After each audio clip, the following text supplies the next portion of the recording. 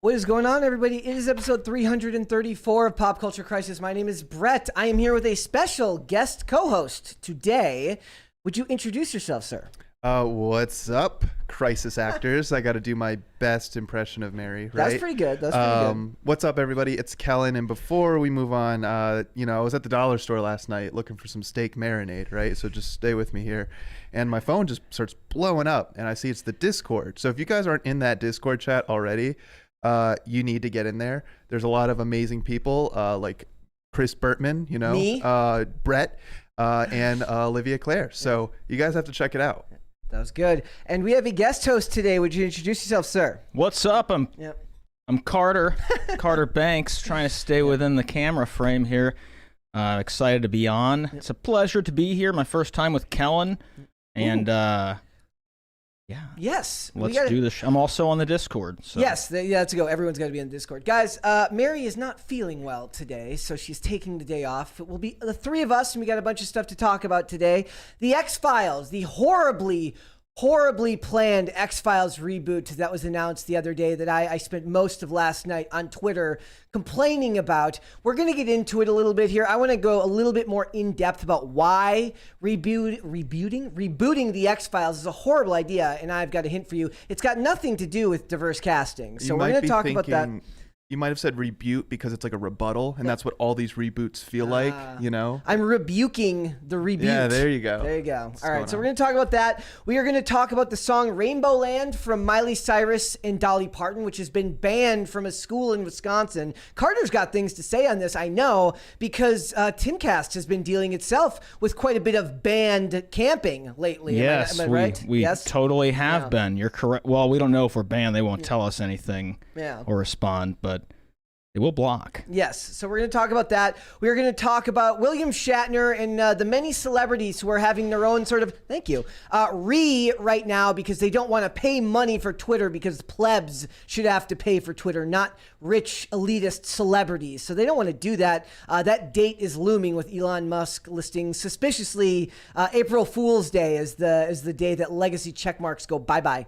So we're going to talk about that. And we're also going to talk about the fact that MrBeast once again has annoyed everyone on the internet by being nice to people and doing things for those who may be considered less fortunate than him. As the internet is wont to do, they're going to complain about just about everything. So if you guys are ready, we will get right into it. Kellen, are you ready? Yeah. Carter? Yes. He waited for a second there. He's like, let me double check. Let me think about that for a second. So I got a couple of little things I want to talk about first here before we get into the X-Files. The first is that the Army has officially started working on new plans for ads, with March Madness and everything, with everything coming up because, they don't have Jonathan Majors anymore. Yeah, and I hope this doesn't... Listen, I really don't know too much about this Jonathan Majors controversy and scandal. I know there's some accusations there. I don't know if there's proof. I really don't.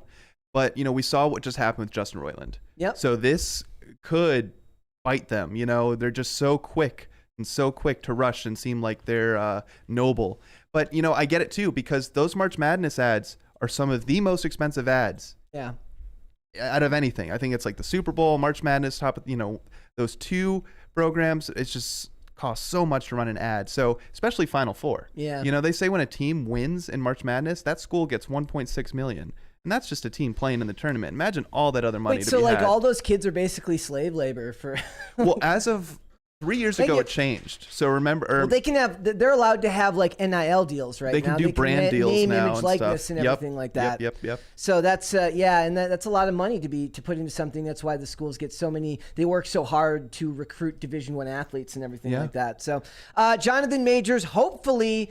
the truth will prevail. We'll see. We know his lawyers are looking into it and everyone's trying to figure out what the hell is going on with that situation. No word yet, but we'll see when it gets there. But they're scrambling because they have a lot of money invested in this ad campaign and they've had a lot pushed on him. And the funny thing was, people were saying to me, and maybe it's because we talk about this stuff so much here, but when I mentioned that Jonathan Majors is a big movie star now, people were kind of like, what? He's not. Right. But I think he is. I think he's as close to an up and coming name as you can get right now, given all of the things that he's been in recently. He's one of the, and when it comes to like the Marvel cameo he did, he's one of the more successful characters in recent years for Marvel. And Creed and everything. He's got a lot of stuff. He was in Devotion or whatever that movie that came out over the summer was. Like, his name is out there a lot right now. Who did he just? What was the award show that he just co-hosted? Or was it like a stand-up thing? He did something with another big actor. He's just on top of the world right now. Well, he was with Michael B. Jordan. That's what it was. Yeah, was it SNL or something? No, they were at that wasn't the Oscars or anything like that. But they were on stage together. They presented an award together or something like that. Okay. But yeah, they're big deal. Like Michael B. Jordan is a very big deal right now.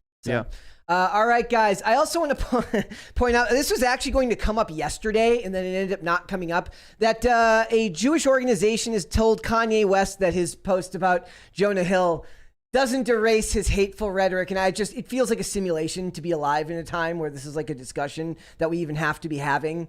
That people have to weigh in on whether a celebrity's tweet about 21 Jump Street is enough to, undo all of the harm they supposedly caused. It feels like the time we're living in feels weird and fake. Well, it's ridiculous too, because it's almost like one of those things where if they just don't say anything, because like I think of most normal people are like, oh, there goes Kanye again. But it's almost like silly Kanye. It's like they have to make a response, or people are gonna assume they side with him, which is so silly. Like, everyone doesn't need everyone's opinion, you know. Right, but those are the times we're living in, though. If you don't give a response, then you're guilty by having your response being assumed. Silence is violence, right? Yeah. Well, yeah. You lose but that's either what they way. say. Yeah. You lose either way. And also, the funny part about this was then TMZ went and asked Jonah Hill what he thought about it, and he's like, yeah, I'm not touching that one. Yeah. He's like, I'm staying as far away from that one as possible. You couldn't pay him enough to get involved in this in a way that wouldn't just have some type of negative impact on your career. I think people do realize that there is some kind of game that Kanye's playing right now, and it's just like, I'm not going to be a part of it. You know? Right. It's like, just everything that's happened over the last 4 months, like it's clear that it wasn't a mental breakdown. It was this weird fringe game that he's playing with everyone else on this planet. Who knows why? I think he's just a genius. I don't know. It's funny because only Kanye could get away with that too. Because I was reading it and I was like, no one else would have this news piece written about them where people would give them the opportunity to walk that back. Yeah, 100%. Numerous opportunities. Not only that, but off of Thank you. a ridiculous Instagram post that's semi-satirical, could be fully Can't tell satirical, context over the internet. I had somebody tell me the other day that, when people started using like /s to indicate like end sarcasm, some people were, well, that's like a thing, right? You can put /s at the end of your statement, right. and it says it's like end sarcasm. And some people were like saying that's not a good idea. Like you should be able to tell the difference. I'm like, I've been asked to do that with this girl I was dating a long time, maybe 10 years ago. She was like, I can't tell when you're being serious or sarcastic. Can you please tell me? You're not even that. You're not even that like monotone of a speaker. You think that, but we're all sarcastic here, so we're in a bubble. That's true. I always thought it should be easier to italicize text, because to me that's clearly sarcasm, or you're not being serious when it's in italics. Most of the time when I see stuff, I'm like just assume if what I'm saying sounds ridiculous, assume I'm being sarcastic or joking in some way, shape, or form. It's tough. I mean, with these TikTok takes that you see from millions of young people, it's not sarcasm. It is what they truly believe. So I don't know. It's a clown world, man. It's tough. So beyond that, there was another funny story here. Like if you ever want to think about like why your life and the life of these celebrities are so different, it goes beyond just the fact that they're in the public eye more than you or I may be. They have ideas like something like this can happen, and it seems completely reasonable. Millie Bobby Brown was apparently offered $12 million to continue Stranger Things past season 5, and she's like, "No, I'm good. Good. I'm not fulfilled." Good. I don't know why, as a showrunner, you'd wait. Like, it's wasted money. $12 million for one. She's not even the main character. But she's one of the most successful that has come out of it. I mean, name-wise, look what happened to all those shows like The Walking. Like, I am a big defender of The Walking Dead, but it was clear that they should have ended it way sooner than they did. I thought a lot of people liked Fear the Walking Dead, at least for the first couple of seasons.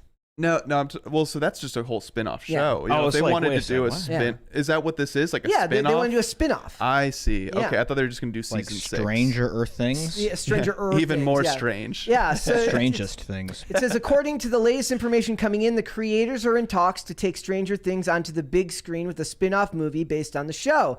And the news was that they would want 11 involved in that. And like $12 million, you know, she gets residuals if it does really, really well. I don't know if there's a good example right now of a way in which something that started on streaming made its way to theaters. Maybe somebody in the chat can think of Yeah, something that's off the interesting. top of their heads Knives that would have Out. been a good example. Yeah, but that got a limited run for like a week over It's usually the other Thanksgiving. way around. Yeah, like so like my question is like, is there an example of like you finish a TV show? Like I know that they were going to make the Rick Grimes movies. I mean, I know this isn't streaming, but Angry Birds went from a mobile game to a movie. I never saw it. I haven't Dude, seen it, but Oh my gosh, last night we were talking about phone addiction and everything like that, and I brought up Flappy Bird. oh, I was the best at that. Do you remember Flappy Bird? No. Oh, yeah. It was a game that was so addictive that the guy who made it, if I remember correctly, like took it off the App Store Yep. because people were super addicted to it. People were like, I'm pretty Selling sure someone phones. died. There was some kind of Yeah. death surrounding the game. I don't know how, but yeah. And after that happened, he's like, I'm done. What was the Hold it. objective of the game? I didn't play the game. So you're a bird, right? Okay. And you tap your screen, and he does a little hop. If you were to stop tapping, the bird drops to its death. So you keep tapping, and you have to go through these little Mario looking pipes, and you just Oh, go that is between them. so stressful. But it was really hard. It was pretty difficult to do, and yeah, So you have to keep moving or you die. you just keep tapping. Dude, it's kind of like that one where you roll the screen. No, you jump, but you're like a little circle, and then the things keep moving. I forgot what it's called, but that was also addicting. But yeah, like the game was super addicting and stuff like that. So I never played it, but people were selling phones with the game, like like grandfather. Oh, I onto the remember phone. that. Like, and I think eBay ended up pulling it. Yeah. Oh. So like you could buy a phone that was jailbroken that wasn't on the internet, not Yep. connected to the internet anymore. So you could Interesting. still play the game. Someone put Flappy Bird through Unreal Engine 4 or 5 What? and made it like 4K, like Ultra HD realistic.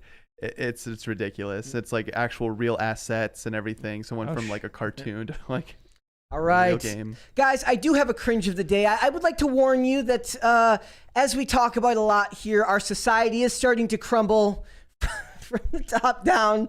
And this is just a sign of how far the culture has fallen. If you know Bad Baby, which we've talked about on the show, she did give a speech at Oxford, which is a sign of just how far Oxford has fallen. So she turned 20 years old, and then I just saw this video where it says Bad Baby twerks for her mom. That's not hyperbolic. That's the actual thing. You've been warned. I am going to play it now. no. That's what this is.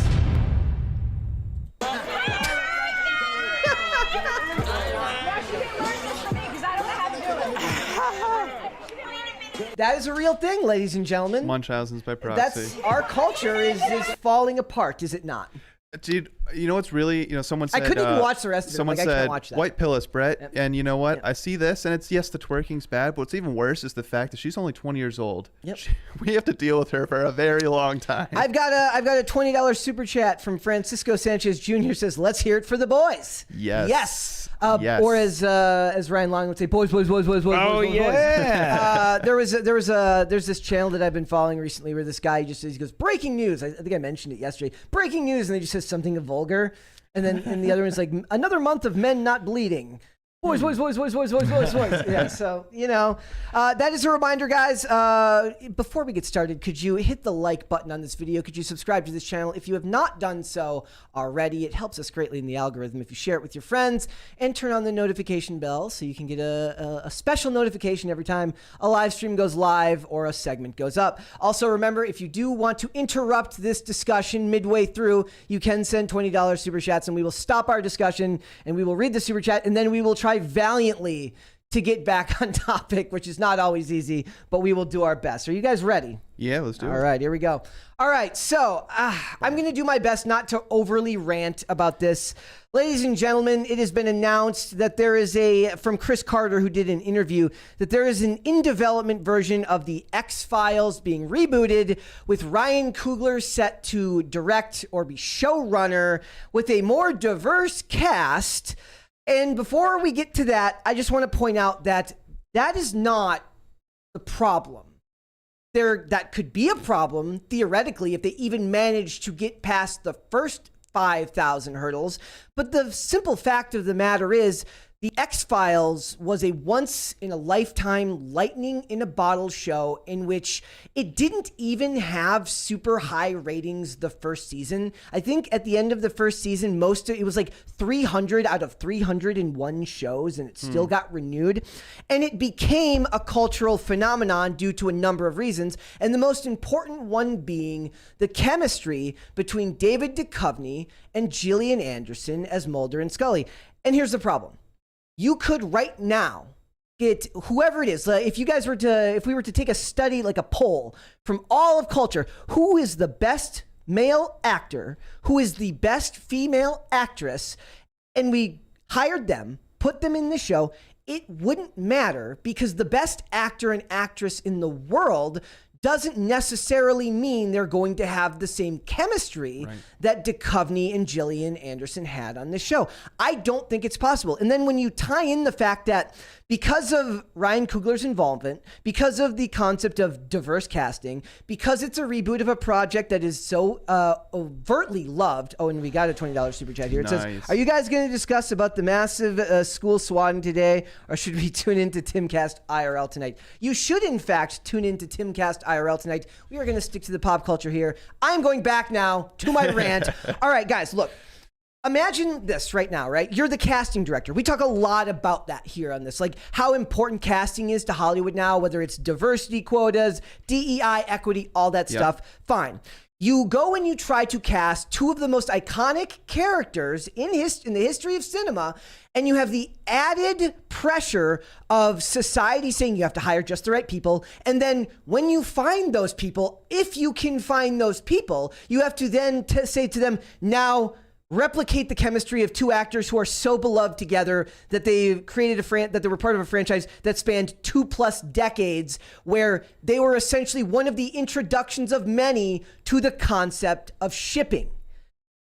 What actor would want to actually try to have to do that? And who the hell in their right mind would think that it was actually going to work? It could never work. I'm sorry. Like, I know that Jacob in the chat was saying, white pill me today, Brett.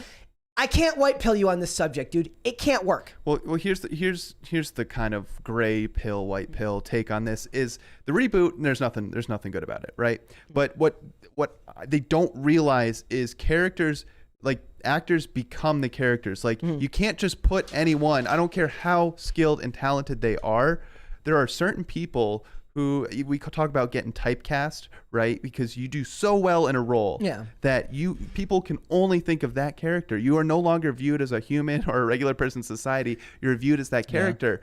And for better or worse, that's what the original X-Files was. They created those characters and the immense popularity that followed the show. They actually, all things considered, both of them managed to break free from that role in later years. Yeah. Gillian Anderson went on to have a very successful career. She was in The Fall. She was in Hannibal. It was great roles in both of them. Duchovny obviously went on and did Californication, which became a second career for him. And also, I think he was, I could be wrong, isn't he a sex addict in real life? Yes, he is. Right. So Moody, Hank Moody, is essentially in a lot of ways based on him. Look, the X-Files came around at a time in the 90s, first of all, conspiracy theories was a fringe concept which captured the public interest. And the mainstream media at the time was able to use it in a way that was less like they didn't incite you to judge people based on this. It was a fun concept that they were able to use on a show that was based on aliens and government corruption. The funniest thing about this is also X-Files was a show that was extremely distrustful of government without being partisan. Yeah. it did not pick sides. It basically said, look, the government wants to have all the power. They want to control the technology, and they want to cover up the existence of extraterrestrials, even though Mulder would tell you, you as a citizen, you as an individual have the right to know. I don't know if that actually, Tim talks about zombism, right? Like, I don't know if the average, media zombie person who's just taking in everyday like legacy media content, I don't know if that resonates with them anymore. I think it resonated with people in the 90s. I don't think that concept, I think if anything, they would be on the side of the FBI. Right. They wouldn't be on the side of the good guys in this show. Well, we were talking about last night how like old wives' tales are dead. Yeah. Right. The internet came out and there's no mystery. There's no fun anymore. And that's why Serge posted the meme, the actually meme. Like that. There's, it's so tough because they're gonna say one thing and someone's gonna be like, well, no, I don't agree with that, or no, that's not actually how it is. It's like, dude, it's a show, it's entertainment. Stop thinking and trying so hard. It's not that serious. I mean, my favorite part was like when they brought the X-Files back for season 10 and 11. They say, think of those seasons what you will.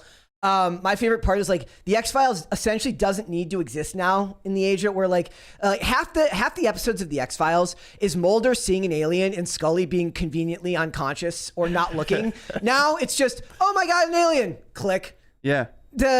You can write around that, be like the beams from the spacecraft block your phone from taking photos. Well, what's the monster that doesn't show up on camera? I don't know. But okay. But anyway. in general, a ghost wouldn't show up on camera. In general, the other thing about this is like it's kind of what you said. The world now, because of the internet, because of technology, because of all the ways in which we one another connect to each other, it's too small now. Back when the X-Files came out, the world was vast and unknowable. And they would travel to these small towns, which all look suspiciously like Vancouver, Canada. Funny how that works, because it was filmed in Vancouver, Canada. Filmed there. My favorite part is also like how all the cops in these small towns all have suspiciously Canadian accents because it was filmed in Canada, so they use like local hires. Well, I've said that before, man. Like, hold on, we're gonna hold on to that thought from Steve Ryman. He says I got to be careful about this. I got to read it through. Do you want to read this one? Yeah, I can do it. And feel free to edit wherever you feel necessary. Okay, there once was a lady from Dallas who used dynamite as an elongated shaped thing, right? So they found her TID easy in 12 different cities and her porthole at Buckingham Palace. When life gives you lemons, be glad it wasn't her piece. Hey, Kellen, what's up, Steve? Bro, come on, you got it. Like, I love the creativity, I love the rhymes, but man, we got to play by the rules. I'm gonna put you in charge of $20 of any and all $20 super chats for the best one because you would do that better than me. Back to your point. Yeah, I was saying, like as an American, you're growing up with this history of like, we want to be frontiersmen, we want to conquer what hasn't been conquered. And growing up, that's what they teach you. And now I'm looking at the world, and I'm like, even Antarctica is owned by countries. Yeah. There is nowhere left to go. Like, it's just going on your point of like, everything's been claimed. And that mystery was what made the X-Files work. Exactly. Here's the other funny thing. If you guys don't know, if you guys ever watched the X-Files, there's characters named the Lone Gunman. The Lone Gunman got their own spin-off series, and in the pilot episode of the Lone Gunman spin-off series, it involved a hijacked airliner going into the World Trade Center, and it happened, and it was filmed and put out 6 months before. That's crazy. That happened. And a lot of people believe that contributed to the show being canceled. What do they call that? Conditioning? Social conditioning? Yeah, something like that. Yep.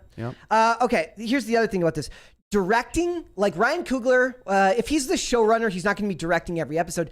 Great directing can't fix this because there's too much to compare it to. It won't work.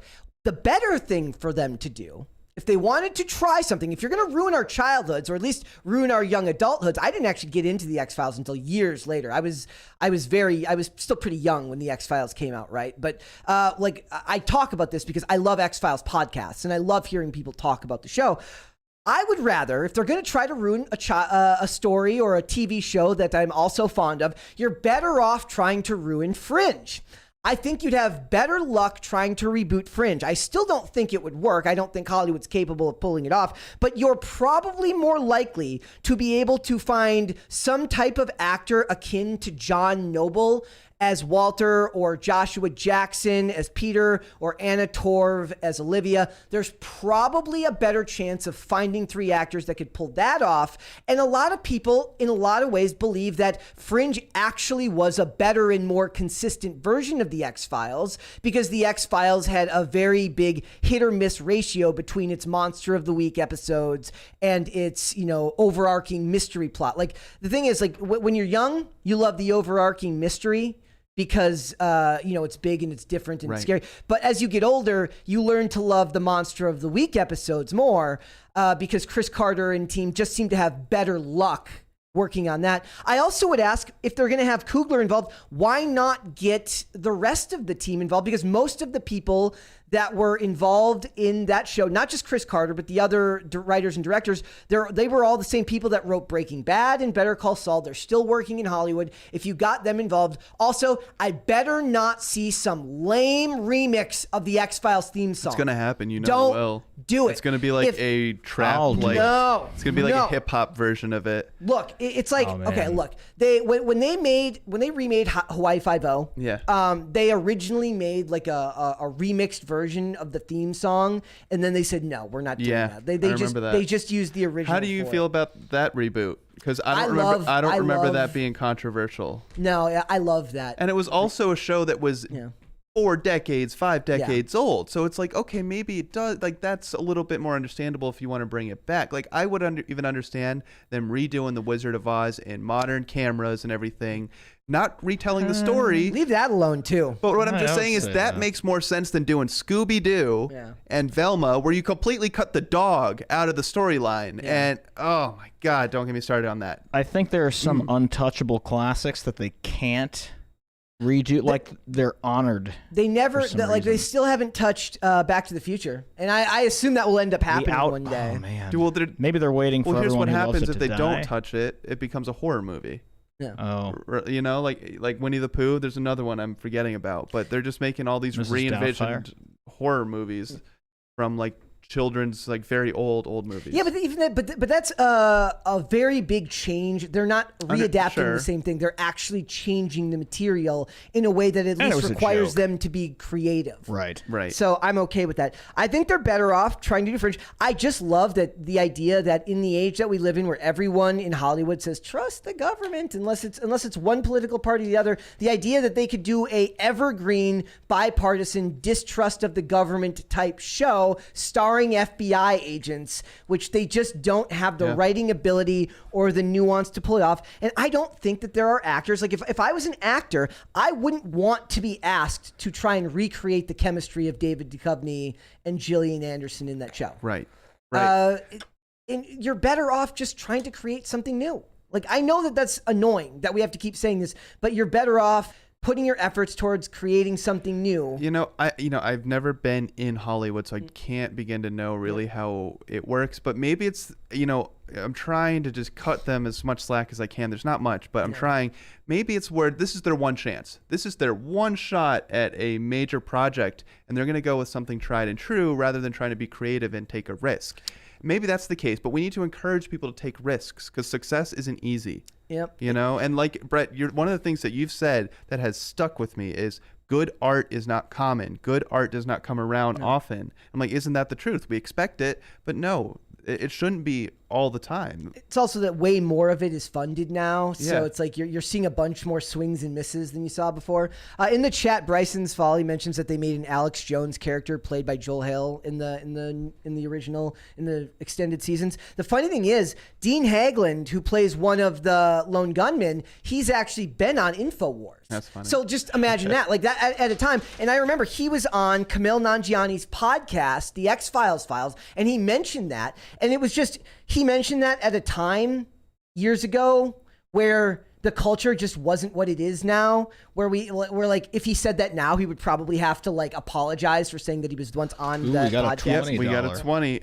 It will fail. says Shane Wilder. I grew up with the X-Files, the typical Catholic upbringing. Here's X-Files, here's The Exorcist, but stay away from that Disney-ish. I hope Mary gets better, but until then, here's one for the boys. Boys.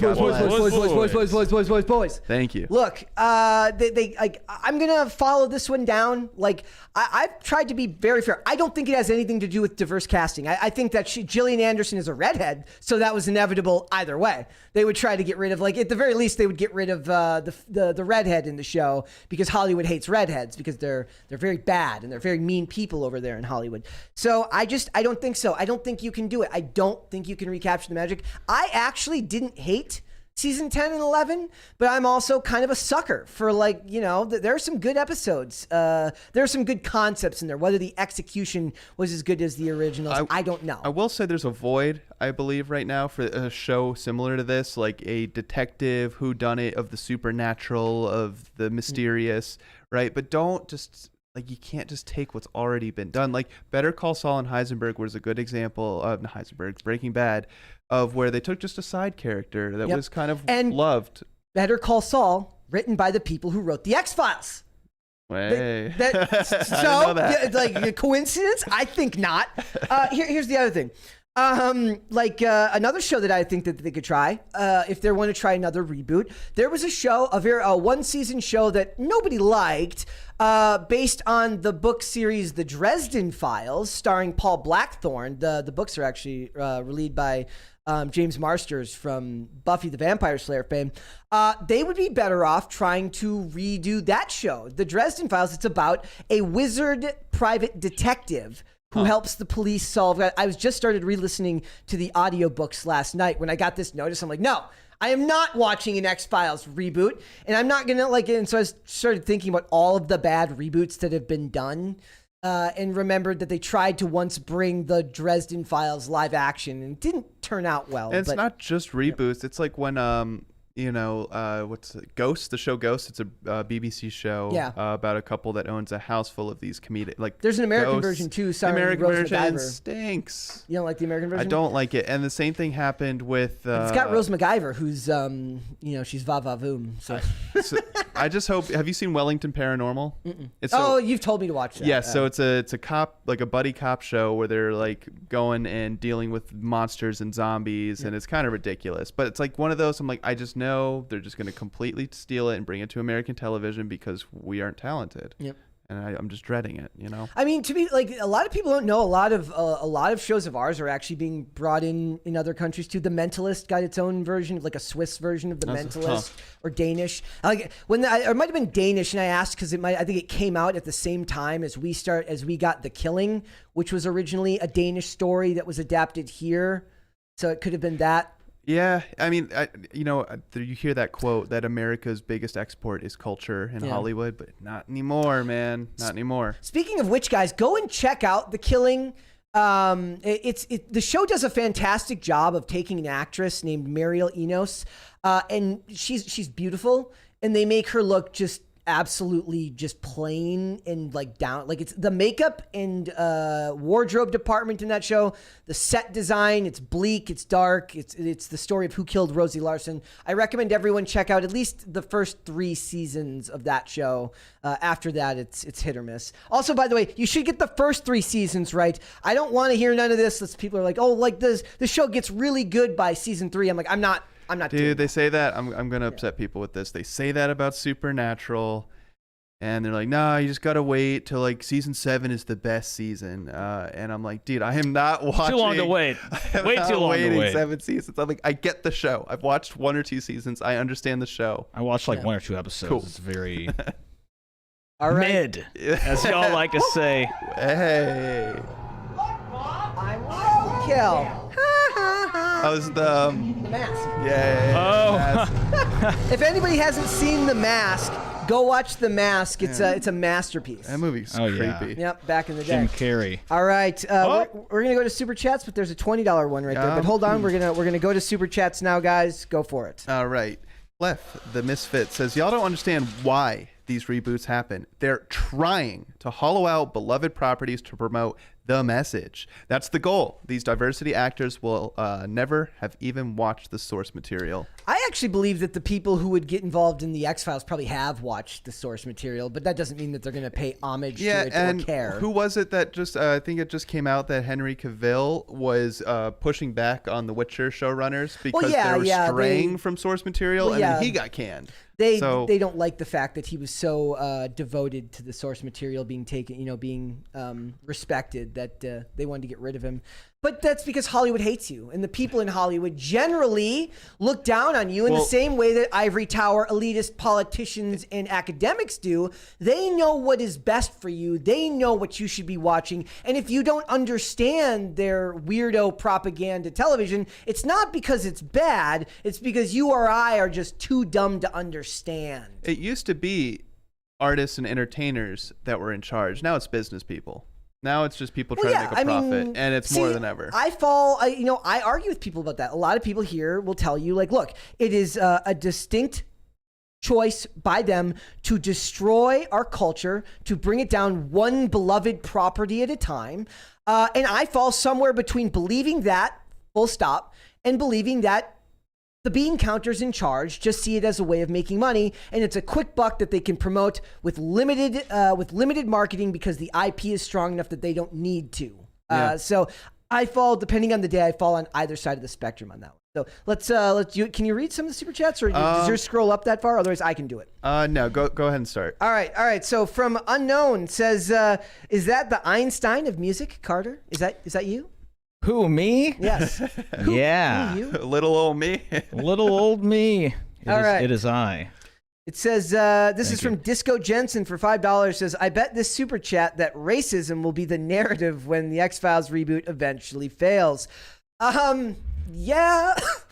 They have their go-to excuses that are baked into the premise to begin with, which is like, here, let me give you this amazing opportunity to fail. It's the same thing they did with Rings of Power and Lord of the Rings. It's designed to have a built-in excuse so they can have outrage marketing. And it's what's going to happen if The Little Mermaid doesn't do well. They'll do the same thing. Yeah. That's what's going to happen. So. Yeah. All right. Olivia Claire says, hey, Kellen. Hey, Olivia. Just hey? Just hey? All right. How many Ys were there? Yeah, that's a good question. How many Ys were there? All right, not a lizard person. So this is Alex Jones approved. Not a lizard person says, anyone mentioned that Carter is bringing the Fabio vibes today? I think it's the hair. The Fabio vibes. It's the hair. Well, I mean, wasn't Fabio's hair longer? Yeah. Longer. Fabio from The Sopranos? Google Fabio. Can you pull it up? Google Fabio. I mean, I guess I have to now. Guys, everyone can make fun of Carter. Usually I wear a hat because it's like a helmet for the stink bugs, but there's not too many around today, so. Well, that's a nice thing. Yeah. All right. Amenti? I'm assuming that's how you pronounce it, but Lanzoni. By the way, guys, I respect the amount of work Mary has to do to read the super chats without screwing up. I'm such a horrible reader. It is literally my worst trait. People make fun of me in the comments. That's in the chat tough. I got roasted too. Hey, I'll read some of the super chats if you guys want. So, I'll get through Amenti first. It says they won't do a new show where government distrust is a central theme, and there's no way it won't be skewed in one direction. Lastly, there is one Mulder and one Scully. They cannot be replaced. Amen, brother. Amen. That was the first thing that came to my mind was Mulder and Scully. The second thing was, it is part of a bygone era to believe that they could do healthy government distrust and skepticism in a way that wasn't politically partisan. They would never be able to do that now. Never going to work. Sorry. All right. Raymond G. Stanley Jr. says The Burt Files. Yeah, I saw that. So they're creating all different movie titles, but replacing them with Burt. Is that a Discord thing? I guess so. I think it's just a Chris Burtman thing. That makes sense. I like Burtman Beyond. Oh my goodness, that's perfect. Because Batman. Oh my gosh, I got that it. was fantastic. Well, yeah, because yesterday when I was in the IRL chat and he said I'm here, and he said Burt v Brett like Dawn of Justice. So yeah, that was ours. Brett, or was it Brett v. Burt? Burt News. Yes. Oh, well, politics is downstream of culture. Yeah. All right, guys. I am going to move on. We're going to come back to the rest of the super chats next. We are going to move on. So Miley Cyrus has a song that has come out recently called Rainbow Land with Dolly Parton. Dolly Parton, who is a national treasure here. Hannah Claire isn't here to tell you today, but we stan Dolly Parton here for the most part. Yeah. This song has been banned from a school in Wisconsin because they basically said that a couple of people said that it was because because Miley Cyrus is a person who they consider to be a bit controversial, and other people say it's because the lyrics of the song might be promoting a message that they don't like. Yeah, you had me listen to this song. Yeah. You said you got to do it, dude, or you can't be on the show. So I listened to the song, and you know That's exactly what I said. I said, put your headphones on right now. Yeah, and I don't know what the fuss is all about. Like, it's talking about a fantasy land, and as far as I'm concerned, it can be a drug-induced fantasy land. It can be a utopia that doesn't exist. It could be Mary Poppins. Yeah. It's really like, I think because of the news and what has been in the news lately, people are just applying this to the LGBTQ community. Yeah, well, I mean, I do believe that that's what the song means, but I don't believe that kids in the first grade would be able to interpret it. Was this 5 years ago? The song's not that old. Is it that? Yeah, I listened to the song in its entirety. Yeah, and it was like, even going into it thinking like with a closed mind, I'm like expecting to see horrible stuff, right? And I'm like, where did the people that banned this? You know, where were they coming from? I think there's a little bit of social hysteria there. Yeah. Well, you know what I said when they said the name, I was like, said, last night I said, Brett, I said, wait till they come for the Pink Floyd album. Oh yeah, the covers they're already Just because it's a prism of light, right? So it has the rainbow colors. I'm like, just wait, right? And which is so silly, and that's what's been so backwards to me from the whole point. It's like they assume because of your style, what you wear, like you are this, and I'm like, gosh, like stop it. One of the lines in the song says, living in a rainbow land where skies are blue and things are grand. Oh, wouldn't it be nice to live in a paradise where we're free to be exactly who we are? Look, that could be interpreted any number of ways, and I get the sensitivity that people feel for it right now, given the way culture has skewed lately. But I also think that the first thing that came to my mind was when I was in school, they played Puff the Magic Dragon. It's brilliantly ambiguous. From Peter, Paul, and Mary, which, you know, everyone said, ooh, it's about drugs. Yeah. It's about drugs. Well, it actually could. I mean, it's more obviously about drugs than this is about, you know. Yeah. My whole thing is, though, the founding fathers would have had the song on their iPod, right? Because they want to go to the land of freedom. Like, they couldn't practice their own religions. Yeah. They had to pay taxes to a king that lived across the ocean, right? They would have looked at this song and not thought gay rights. They would have thought religious rights. To be honest, man, the first thing I thought of was just like people of all colors getting along. Like, a throwback to like discrimination and all that. But is this a little bit of the pendulum swinging the other way? Yeah, 100%. That they're overreacting to something like this. I think it's 100%. I think it's emotionally led, just like shock, you know? Yeah. Well, it's weird, though, because somebody said that they thought that it was just because of her, you know, her general stage presence and what she's associated with in the past. They're not going to. She's not going to be there live. Yeah, right. She's not going to be there live. She's not going to be twerking on stage with Robin Thicke. Right, but it resonated with me because of a situation that we are potentially having right now, where it's just like the name brings. You know what it made me think of? It made me banning. think of the Ralphie May stand-up bit where he talks about how the rainbow is stolen by the LGBTQ community. I remember what was I can't remember the punchline, but what was I do remember that. Yeah, I mean, there's a lot of swear words in there, so I can't really repeat it. But basically, he says like, "I want the rainbow back. You can't have it, you greedy bastards." he's like, remember you used to draw like a nice picture of your house, and you put a rainbow behind it. Put a rainbow behind it. Yay. Yeah, now, Yay. That's a gay like house that's, now. that's like, you can't, do that now. So they own it. You're not allowed to do that. They've changed the language in the way that they do a lot of times. But I do think this is an overreaction. Like, I didn't hear anything over the top there. They're also saying, like you said, do you think Miley Cyrus is so controversial that imagine like the teacher puts like a Miley twerking video up behind the kids? Well, yeah, or like when she was doing that, shoot, I think it was during the wrecking ball thing where she had like the armpit full of hair and stuff. You want to know something funny? You know how last time I told you my grandmother lived next to Wesley Snipes? And what? That's amazing. well, I have another story. Go for it. Like, I was doing a model gig thing in New York, and it just happened to be like an Adult Swim VIP event, and Miley Cyrus headlined it. So I watched her do the whole smoking weed in the green goblin outfit or whatever she was wearing from like a third story next to the guy from Hot Tub Time Machine. You know, her holding a sister. cheese plate. You know, I do you think she's a result of like Hollywood? Because her sister's Miley? kind of nuts too. Miley? Yes. Noah Oh, yeah. Cyrus is kind of out there a little bit. She's not nearly as outgoing as Miley, but she's He's got the troubled, I snipes. would say. By the way, guys, we stand Wesley Snipes here. Pop Culture Crisis. We love Wesley Snipes.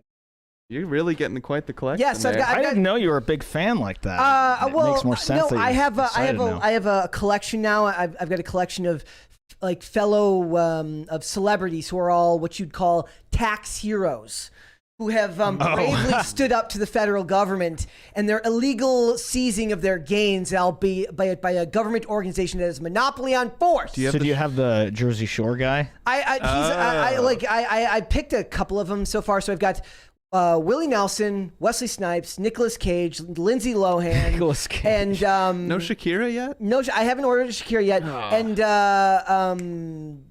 Martha Stewart, and I forget who Nice. the other one is there. Oh, Chris Tucker. Chris Tucker. We got a bunch of them, you know. As they're good, you know, they don't need to pay their taxes. It's being stolen by the federal government. Again, I'm going to bring up the founding fathers again. They would have been fans of those guys. Yes, you they know? would have. Look, I think it's an overreaction on the song, and I'd like to see a little bit more discernment about something like this. Somebody in the chat said that they believe that the teacher probably picked the song for the students. I don't know if maybe. Like, do you think that's possible? You know, I saw this kind of related, but not. So I saw this video of this teacher in like an elementary school, and she literally had her wedding ceremony like in the classroom in front of the kids, like, you know, decorated things. I'm like, that shouldn't be allowed either. Like, teachers need to stop interjecting all their personal lives and personal opinions on things into these little kids' lives. Yep. The kids, man, yeah, I don't know. If it was the teacher's pick, like, I would understand. They're like, listen, no, we have a set list of music for whatever event we're doing, whatever, you know. Yeah. I could understand that. But I still don't feel the song is innately controversial. I think they're making it controversial. Yeah, exactly. They're making it They're worse than it is. Plus, freaking everybody loves Dolly Parton. Yeah, Everybody, how do you? like, you know what they should do to rectify this? The kids should get a free trip to Dollyland. Ooh. Like, that's what I'm talking. Like, it's Is that a real place? That's a real. Yeah. that's a real place. I don't know I where thought it was is. Dolly World. Oh, did I say Dollyland? What about Dolly World. Dollywood? Yes, It's Dolly in World. Tennessee, right? Yes, I It's had it in wrong. Nashville? Yeah. So what they need to do Maybe? is get those kids a free field trip, and I bet you Dolly Parton would support that. She's a national treasure. Dolly World. Did I say Dolly? Dolly, she'd have Dollywood. She- Dollywood. We're both wrong. We're both. I said Dollywood. She should open the other two. Then she should open Dollyland and Dolly in California. Yeah, like, and then World in Florida. yeah, she should open all of them. It's in Tennessee. It's in Pigeon Forge, Okay. Tennessee. Okay, Pigeon yes, the Forge. chat is now correcting us. Favorite Thank kind you of food. guys. Sorry. Thank you guys. It was like when I called Olivia Tim. Claire said 6 Y's on the end of that, Kellen. Oh, I don't know if you wow. saw that. It's like the Holy other. smokes. It's like the other week when I accidentally called Tim Drake's Robin, Tim Drake's Superman, and everyone roasted me in the chat. I'm like, I'm never gonna live Yeah, that one I down. miss Joseph Gordon-Levitt as Robin. What? Yeah, I liked that casting of Robin because he wasn't a superhero; he was just a cop, a good detective. Chris O'Donnell. As Dick Grayson in Batman Forever, the highly underrated Batman Forever that I stand as many chances. If Vera was in the chat today, if Vera was watching, she would understand what I'm talking about. Everyone loves Batman Forever. They don't, but we do. Me and her love it. Yeah. Look, how do you fix this? What do you do to fix this with music like this? Because they ended up saying that they're going to use a song from the Muppets instead. Yeah. You see that? Yeah. Which saw one? that. The Rainbow Connection? It's called something like that. Yeah. I don't know. They just said something. But from they the said they have Muppets. controversial content policy.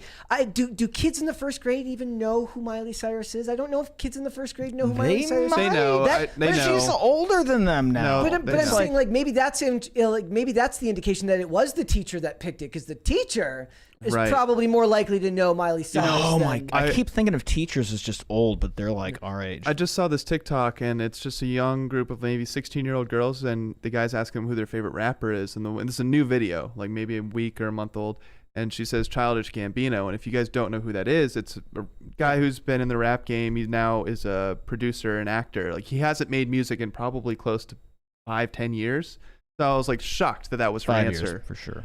2013, I believe, was the last album. What about that music video that was so? Oh yeah, controversial? This Is America. Right. Yeah. He's had a couple singles since then, but he kind of retired as I don't know. Yeah, I Anyway, know, but he's I was shocked. I multi-talented. was like, okay, that's like he was definitely known, but he was not the best rapper. It was not the most popular rapper, and that was her pick. So I was like, okay, these kids know, So I think the kids probably do know of Miley Cyrus. You Yeah. know, I don't know, man. It's somebody says Dolly Garden. Dolly Parton. Look, maybe that's what it is. Maybe it's that the teacher knew who Dolly Parton was and not the other ones, because they said the teacher had been a teacher for like 20 years. Yeah. So she's probably older. Huh. I don't know. Well, I know Dolly has like been very vocal for like the LGBTQ community in recent years. Mm-hmm. Well, I mean, she's one of those people. Like, she was also very pro helping people get the vax and everything. Yeah. and everything like that. Huh. But she seems to be like. I think a lot of people say that she's like got good intentions, and she seems very, very honest. She does. She She chooses seems love. genuine. That's what it is. Yeah. I don't think she really has any particular stake in any of this, but she just chooses love rather than hate. Doesn't want to like hurt people's feelings. Yeah. but not extreme love. But she, but now I'm stuck on that. Thank you. Sorry. Thank you for that. Oh. Stopped it. I think he got excited because of my Wesley Snipes picture. Oh, yeah. That's Yeah, what yeah, it was. yeah. That's what I think it was. I understand that. All right, guys, let's go ahead and get some super chats there. All right, go here. Let's go up, guys. Normally, I just said that as if Mary was here to do it, and Mary's not here. I'm figuring out how to do this all on my own, without the help today. You're very talented, Brett. Yeah. Oh, thank you. All right. So it says, Sirnonymous says, hell yeah, Dresden Files. Yes. If you guys haven't read the Dresden Files, you can listen to all of the audiobooks are on YouTube, I believe. They're separated by chapters. But start with Stormfront and check it out. They're very, very charming books that have a very unique perspective on. He's basically like a freelance wizard who helps this law enforcement officer. It's really good. All right, we're gonna move on, and then let's see. Down. There's gonna be some pauses here now because The 20s. yeah. It says from Shane H. Wilder, says check out Kolchak the Night Stalker from the 70s. My mom loved. Thank you. Thank you. Thank you. Thank Wow. you, everyone. My mom loved that show. That was one of those ones that whenever I would come and visit, like that show would be on in the background, but I never actually took the time to watch it. So maybe I will have to check that out. I've also been told that you should check out like the Hulk, the old Hulk TV show, but I never watched that one. So I'll have to check that out. Ericor says, to Bert or not to Bert? That is a good question. That is the question. I'm like scrolling up now just to make sure I didn't miss any. While you do that, I've from 1,000 Foot Deep End. Yeah. Kellen, people already did get their panties in a wad over the Pink Floyd 50th anniversary album. Yeah, where Well, have you been? Wait, I what don't know. happened? I What don't happened? know. So Why were they mad? because of the Pink Floyd 50th anniversary album. I didn't know What about is that? Because of the Yeah. art? I guess I'll look up the 50th anniversary album. I mean, I'm talking about the original. What's the album called? The one Dark with the Side of the prism, Moon? Dark Side of the Moon. The original. They're just gonna try to like. Or is it The Wall? I don't know. I think it's the Dark Side of the It would have Moon. been The Wall. I associate it with the. But they're gonna Wizard go of back and Oz. be like, actually, that was a gay album the whole time, and they were just way ahead of their time and did it so crafted. I don't think that's true though. They will. I'm telling you, Carter. It is going to happen. Maybe not in a year, but there's going to be. Are they going gonna wait for Pink Floyd to not be able to correct the record? Dude, it doesn't. You got to realize Pink Floyd won't even. They'll know better than Pink Floyd knows their own Oh, music. that's right. Because sometimes Pink Floyd. Is too They have high. too much privilege. That too. Yeah. Is that the problem? They have too much privilege? Take your pick. Take your pick. What their issue We got is. high But, P and low P. yeah, I have not heard about this controversy over their 50th album. Hold on. I'm trying to fix it. If you can let us like kind of clarify, I'm that'd be a fixing huge the help. Shot there. All right, guys. The next one is. Did I read Eric Horse to Bert or not to Bert? Yes, okay. And Yes. then I read the next one. Again, okay. So I am says join the Discord, fools, and thanks to the crew. There was a problem with my Discord earlier. I got logged out. I'm checking again now. People in the chat. I'm checking the VIP chat room. Looks like I'm back. Ooh, it looks like I'm back in it. I'm checking the PCC Live one. Look, I'm gonna go through it a little bit here. He's doing it, guys. Kellen is killing it. They think you're doing great work right now, buddy. Kellen, Thank you. I don't want to interrupt their conversation because a lot of times over there in the Discords, like you feel like you're just interrupting people that are in the middle of these great, deep, like philosophical debates. You know who doesn't feel that way? Huh. Chris Bertman. He just drops in. Yeah. All right, we're gonna hold off on the rest, and then we will come back, guys. Let's get into it. So, Elon Musk is next week. It starts on April 1st. So on April Fool's Day, legacy check marks will be going bye-bye when it comes to Twitter. Really? Oh yeah. Thoughts?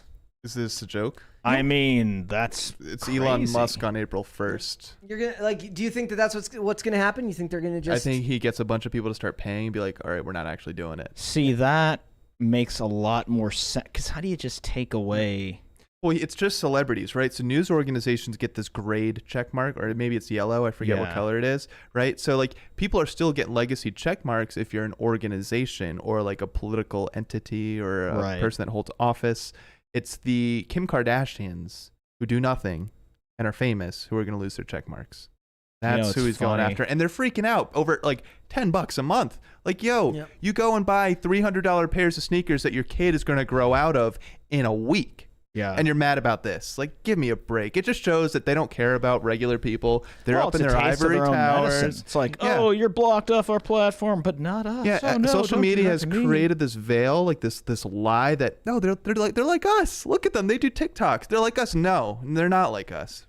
Their problems, they could not even understand the problems that regular people face on a day-to-day.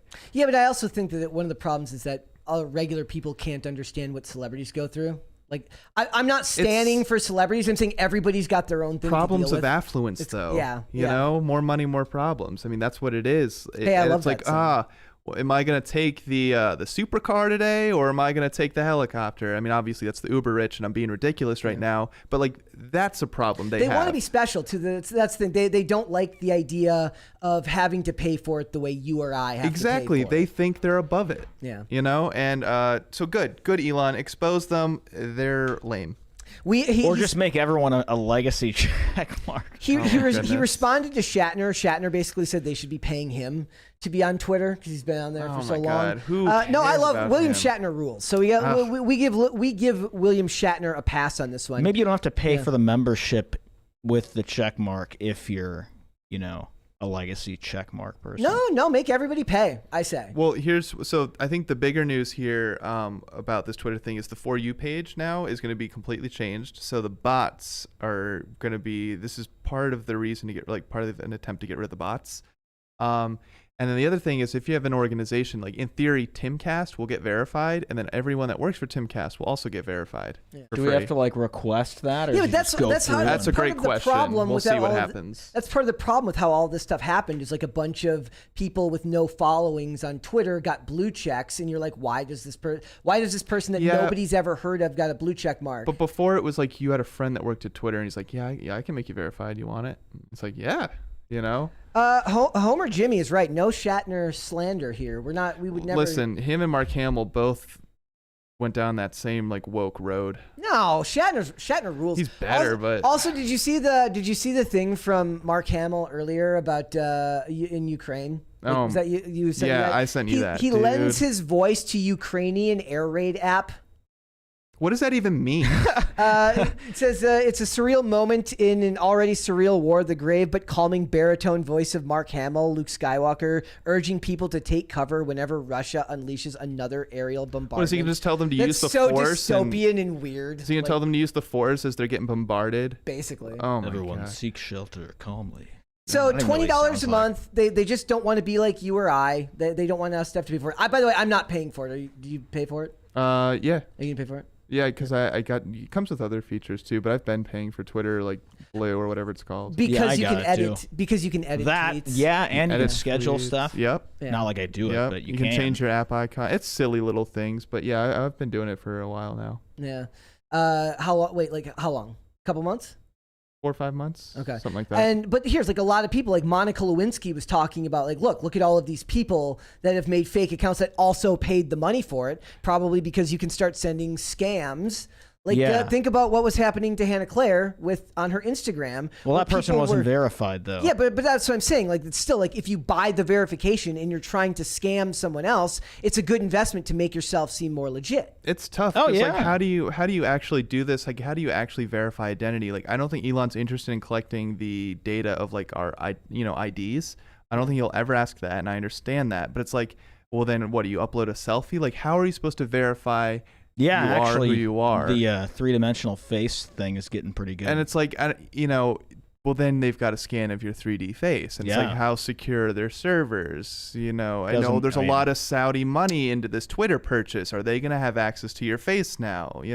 Probably. So it raises questions. And there's not going to be a perfect way to do this. Yeah. But I think he's trying. And honestly, I love the fact that the people that are... Thank you. Thanks, guys. Thank you. That one. That was cool. I love the fact that it's, people are freaking out over something so trivial. Oh, me too. It's like I said, a taste of the medicine that when the platform was dominated by, It's also really funny because like Stephen King's like, I'm not gonna do it. I'm like, these people are addicted to Twitter. Oh yeah, he's gonna do it. They're addicted He has to to. Twitter. Like they have to use it Yeah. constantly, and they have thousands of tweets every couple of months. Uh-huh. It's insane. And Twitter, let's be real. Like for celebrities who are used to adulation from everyday people every day at work, it is a dopamine drug distributor for them in a lot of ways, right? It gives them a hit of all that adulation they need all the time, every day. Dude, I'd suffer from it because I use Twitter as a big source for finding breaking news, especially on stories, and you get that's why on I the forced ground myself. reporting. That's why I forced myself back on. But it. it's like I stopped using it, and I just feel off. It's like I haven't eaten or something. I'm like I'm missing out. Wait, I'm you missing out. FOMO? you feel that when you're not using it? Right. Like if I haven't used Twitter in a while, I'm like, I have no idea what's going on in the world. And I know like it's okay, but my initial reaction is like, oh no, like I have no clue what's going on today. I feel that's so Funny, off. I've just been using YouTube for that for years. Yeah, YouTube's good too. Well, then let me ask you this. Is it because of not knowing what's going on in the news, or is it because like not having notifications from people interacting with you?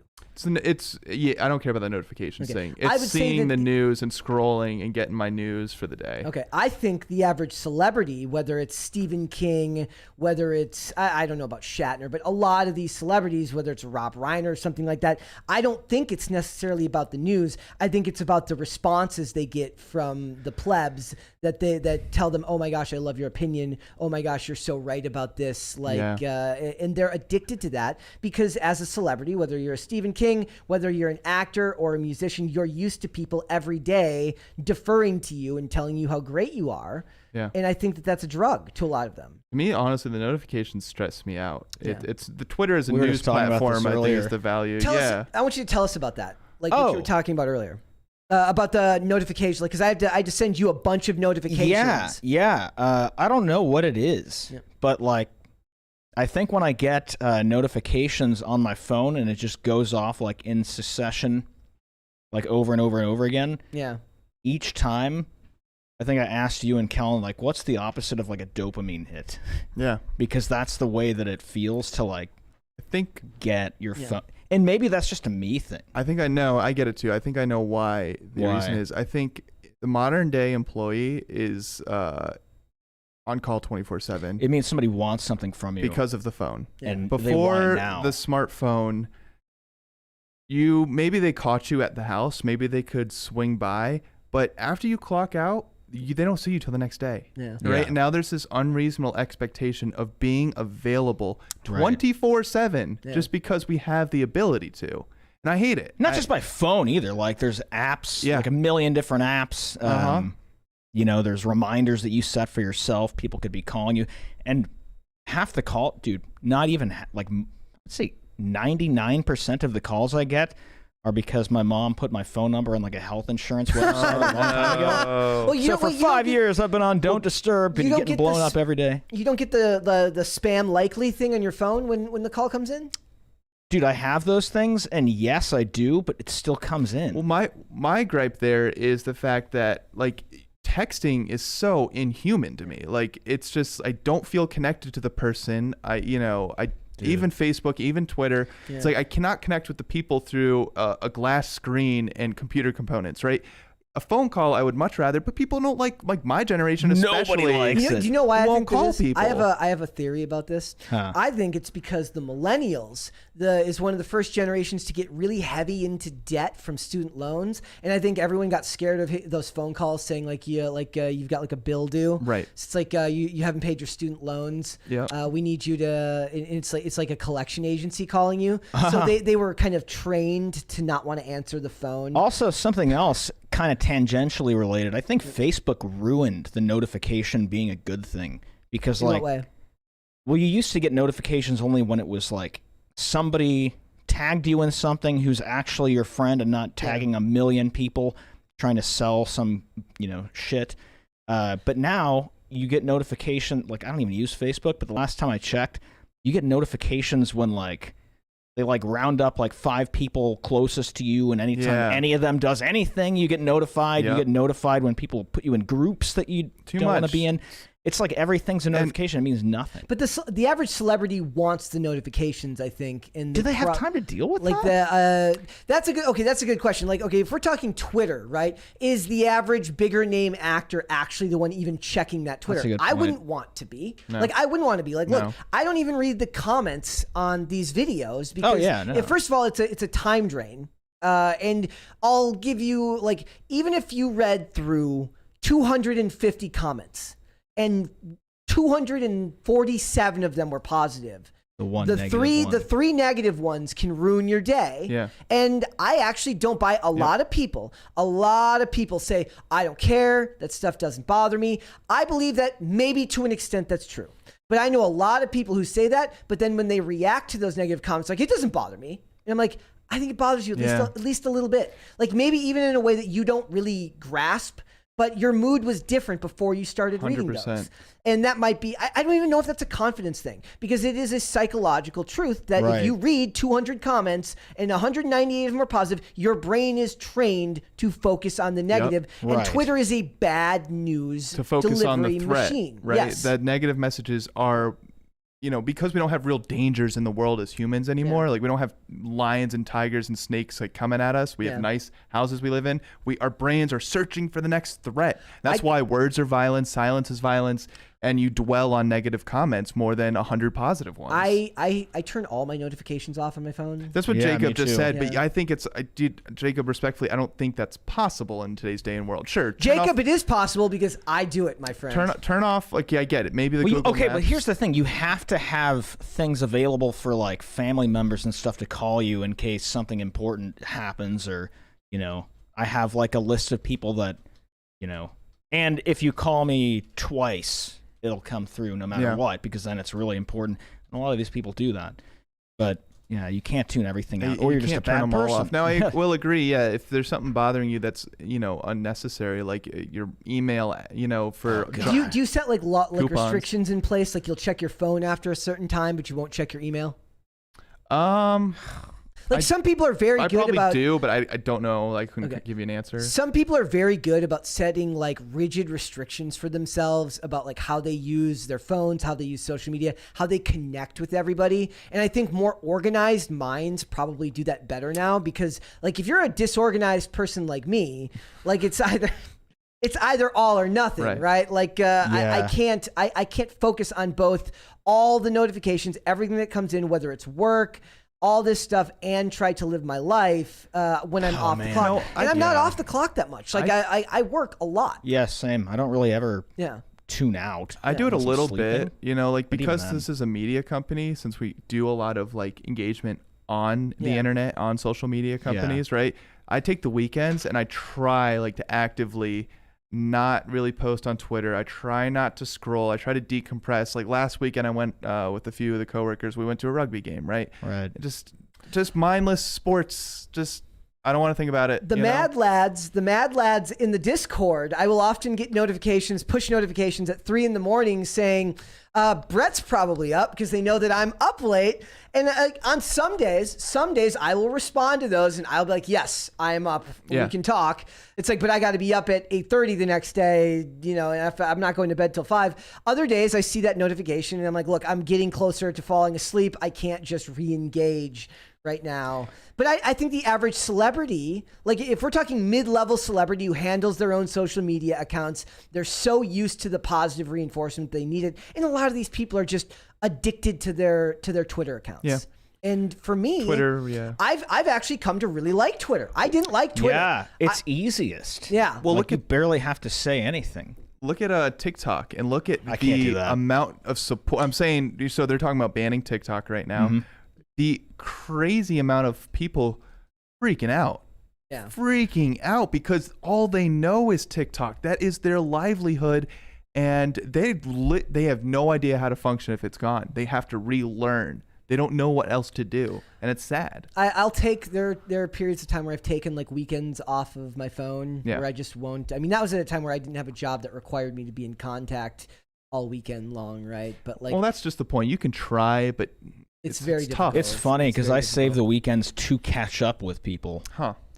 Well, I'll catch up with friends. I tune out during the week. Oh, so you actually use the weekends to, that's probably healthier. I try to like call my family and respond to texts and stuff. I'm more so talking about like the interacting with strangers on the internet and that stuff. I will actually sit down and like go through who I haven't replied to and check all my, well, I try. Yeah. I'm getting better at this because I set a goal for myself to tweet or Instagram post once a day. See, Mary was doing that too. Mary was saying like she made like the conscious effort to like post more on social media in the new year. I'm like, I need to do less of that, which is funny because I'm probably make a conscious effort to not do it. I am the more introverted of us probably in the. There is a slight push I'm seeing, though, among the younger generation that they are leaving the apps behind. I'm seeing more and more people just dumping their Instagrams. Yeah. Like, it's still active, but they're not posting anymore. I'm definitely guilty of that on some. Like, I haven't touched Facebook in probably 10 years. Also, for celebrities, they have to have these things to promote themselves.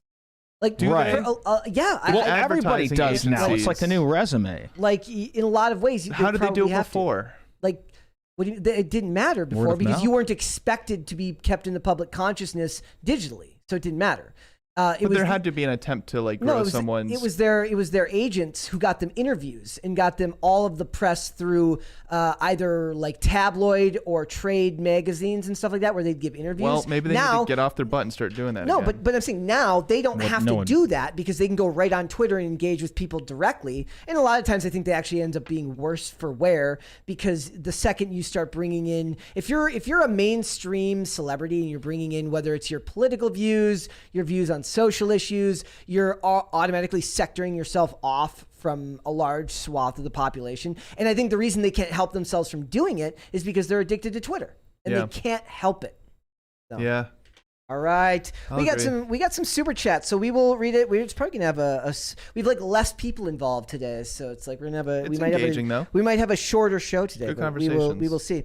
All right, so did I read the one from I Am saying that to join the Discord? I believe I did. I don't remember. He says join the Discord. I think he did, and I'm downloading it right now. Yeah, and Bobcat says y'all still talking about them Smoky Mountains? Huh? What? I don't. What? I'm assuming it's a reference that I'm missing right now because my mind is elsewhere. Bobcat? Probably.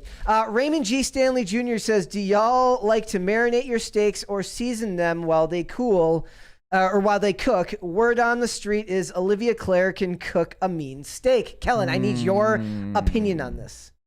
Word on the street, huh? That's the word on the street. It depends. When I think of like a good marinade, I think of like Korean barbecue, which is amazing. But if I'm thinking of like a good juicy steak, like kind of like a dry rub, man, just general rule of thumb for meat, low and slow. Okay. Low and slow. All right. Thoughts on cooking steak, Carter? Yeah, medium, because I don't want to have it like not cooked. Yeah. So you're not like a rare only? No. There is a difference between medium and medium rare. Yeah, and Yeah, then there's there's, like- blue. I'm medium rare. Wait, And- did you say blue? What does that mean? A step below rare, So just alive? basically. Oh. That's Basically disgusting. raw. Below or above rare? Below. Okay. So All it's right. even more rare. Yeah. All right. Blue Like a cut. cat. All right, so Bobcat says in the books, Officer Murphy helps Dresden at least as often as he helps her. Of course, the handcuffs seem to come off out in every book. Look, Murphy's great in that. Also, there's a really funny point when I started reading these that there are very much male descriptions of females that are hilarious that I think would be.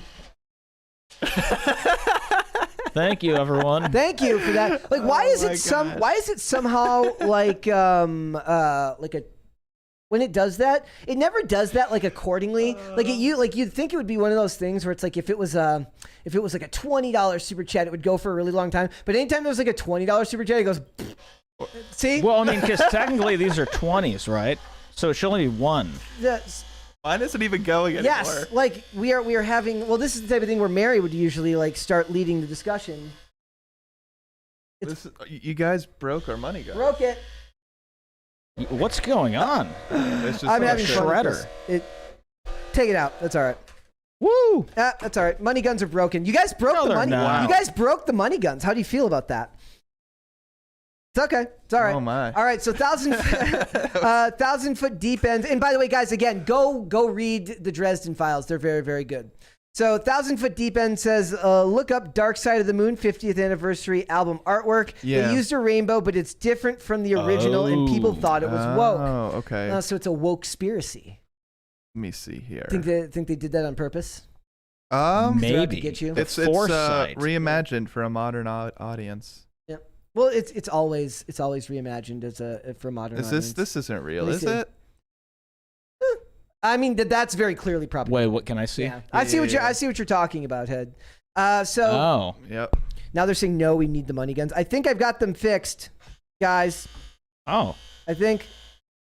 Nope, mine's like broken. It just That one should sounds be like good. it That one sounds should like be good now. This one's loaded up. Yeah. It sounds like when you're just sitting in a dentist chair and you Yeah. just hear that really high whirring drills. That's what it sounds like. You know right what's now. always interesting to me is how dentists try and talk to you while they're They're like, operating on your mouth. cut like, I up can't right answer these now. questions. I also Yeah. don't want to talk to my dentist. Like, dude, just clean my teeth. I so do can get like out my of here. dentist though.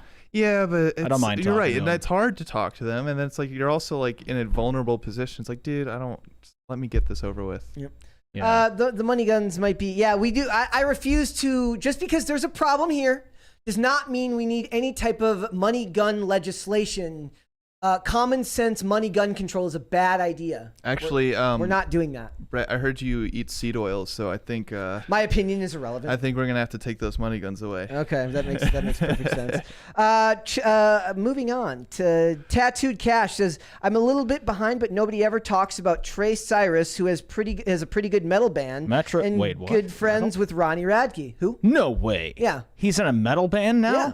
Trey Cyrus is in a metal band. He started Metro Station. I haven't heard his metal stuff. That's interesting. I can't believe I actually know who Metro Station is. Who doesn't? Like, I don't know. Did you know that was her brother? No, I didn't. You I didn't know that. I didn't Dude, know that. Yeah. Their Metro Station.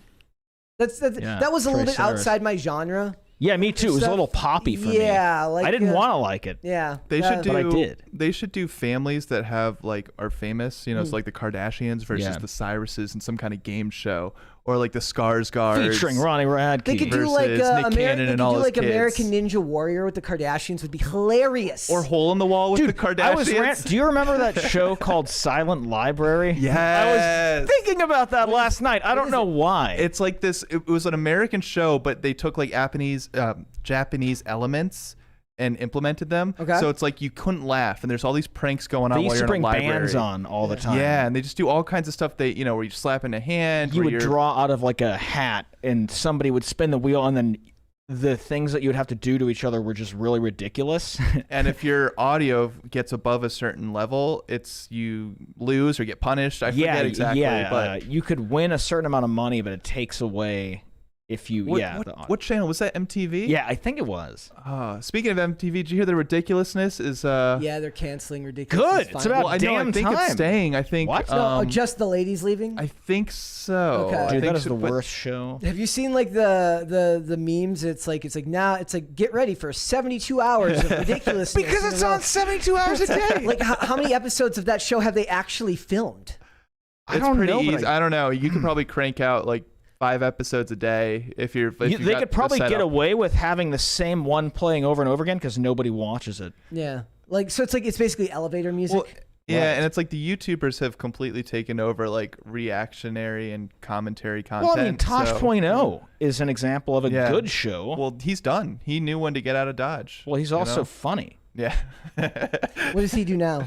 I was asking that. I he's I a should look it up. comedian. I'll check. We were talking about Tosh.0 literally last night before IRL. I don't even remember what the context was, but he came up maybe in relation to ridiculousness. Well, because It could've been- he could've did been it that. first, and then Rob Dyrdek copied him. Yeah. Worse. So it looks like he's just touring as a comedian recently. See, that makes more sense for him. He's funny. Yeah.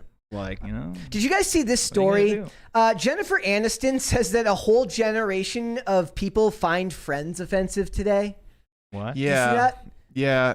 Like they're it's sad. upset at Friends because, well, one, because it was it showed New York City in the 90s at a time when it was actually really diverse, but there's no diversity in the actual show, or very little diversity in the actual show. And I thought this would be a Gen Z thing, but they're also saying millennials don't like it either.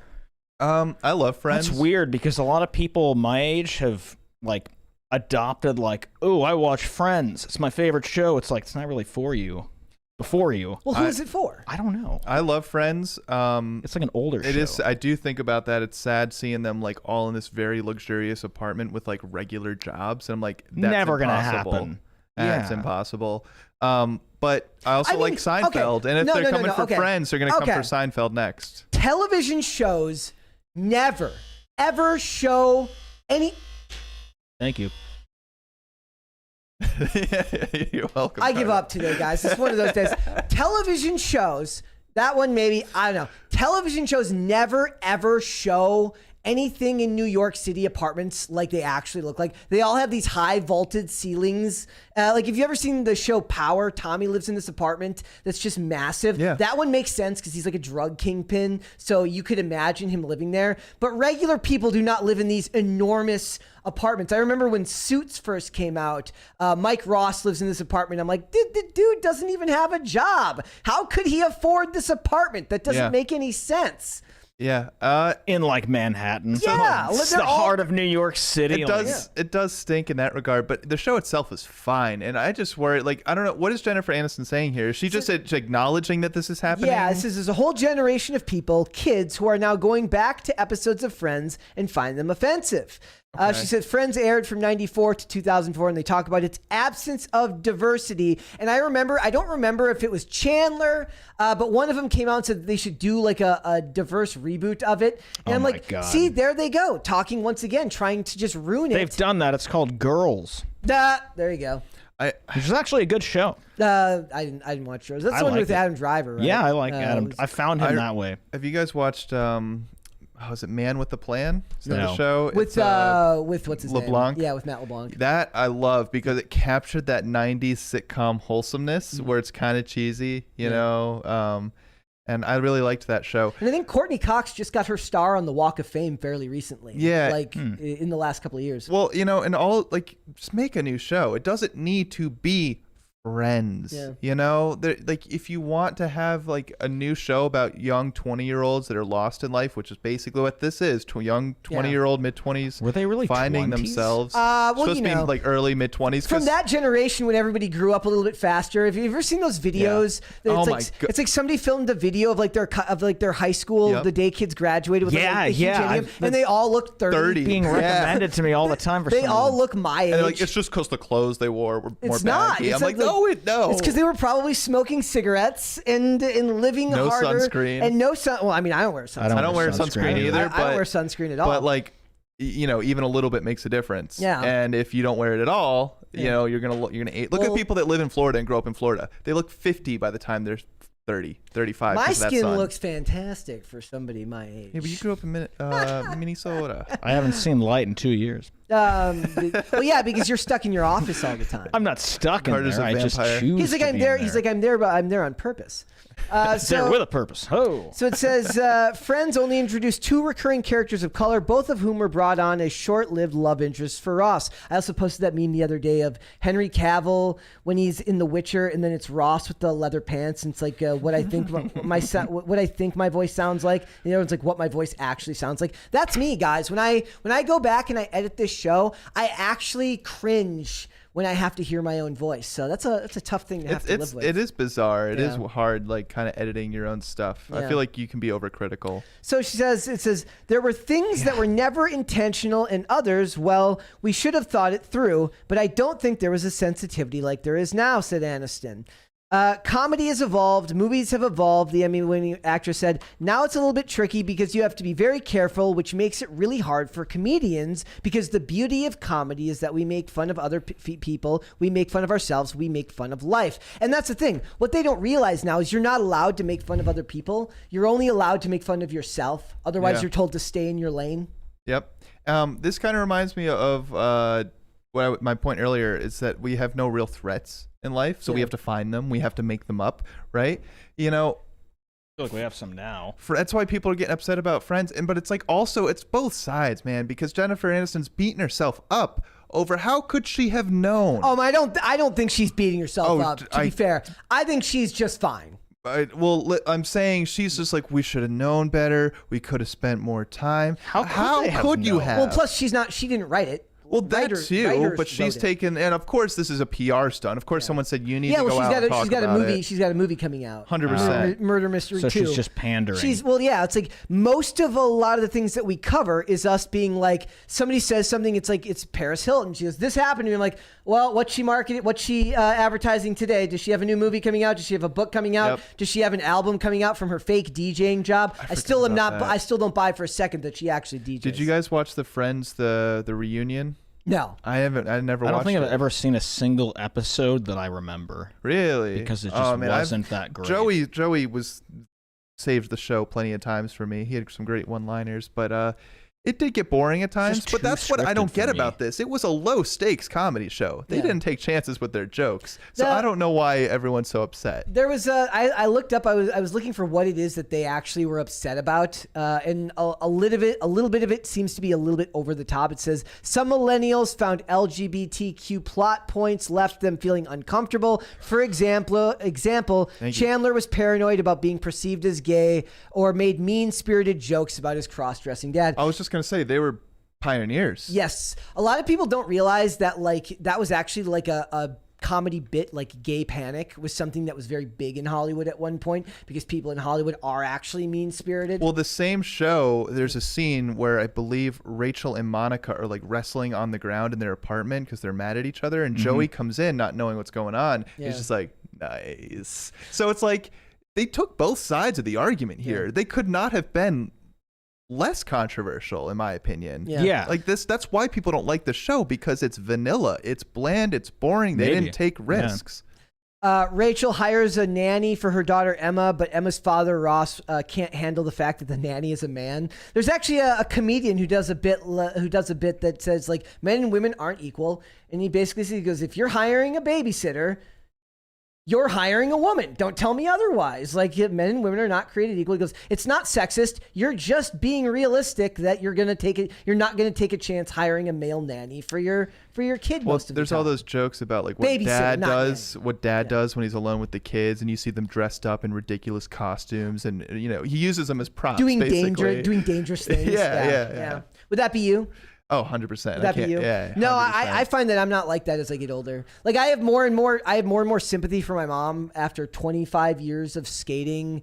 Like I get now where like the anxiety came in, her having to watch me try to do doing extremely dangerous things for 2 decades, seeing me come home from like skate sessions like covered in scrapes and bruises and broken bones and stuff like that. And then like, now that I see like when I would see my nephews running too fast, when a kid runs so fast, their legs clearly can't keep up with their body. When I see that, and I'm like, don't hit something, please. I Like, instinctively say walk Yeah. because of lifeguarding. I think there's just something that clicks. I don't know what it is. I think it's different for everyone. Where you start to value life, truly. I think you can say when you're young, I value life, but it's something that you don't have until a certain point. I don't know what causes it. I think it's different for everyone, because I've found myself the last 2 years, things that didn't used to bother me, like videos where people getting hurt, are bothering me now, because I'm just like, oh my, that guy's probably got hospital bills now. That guy's probably going to have months of rehab. Like, I know all that goes into it. Yeah. You know? That doesn't bother me. What?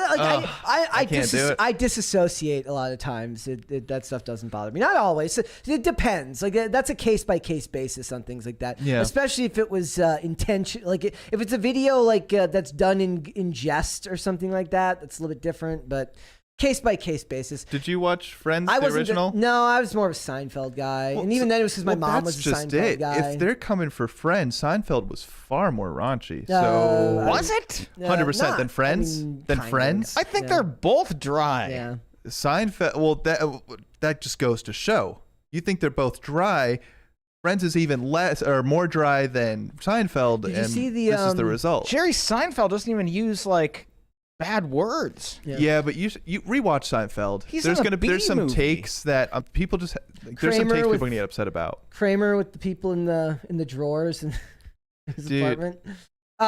Did you see the Love that chat? show. Did you see the chat GBT writing episodes of like fake episodes of Seinfeld? Yeah, and they banned it though. And they I think banned it? it was a live stream who then took those scripts and created like pixel art to actually reenact. But there it. was like there was like stuff that was mean to trans people in the just episodes naturally created by the AI. that the Oh, really? chat GBT wrote, so they had to ban it for a certain period of time. Whoever they were I don't remember if it was GBT is transphobic. I don't remember if it was Twitch that they were streaming it on, Probably. but they were streaming it, and then it got taken down for 24 hours because it had. Have you guys heard about this transphobic new? content. This is kind of completely different. This new Kick platform. Streaming Yeah, I've platform. seen some people talking That's about new? it.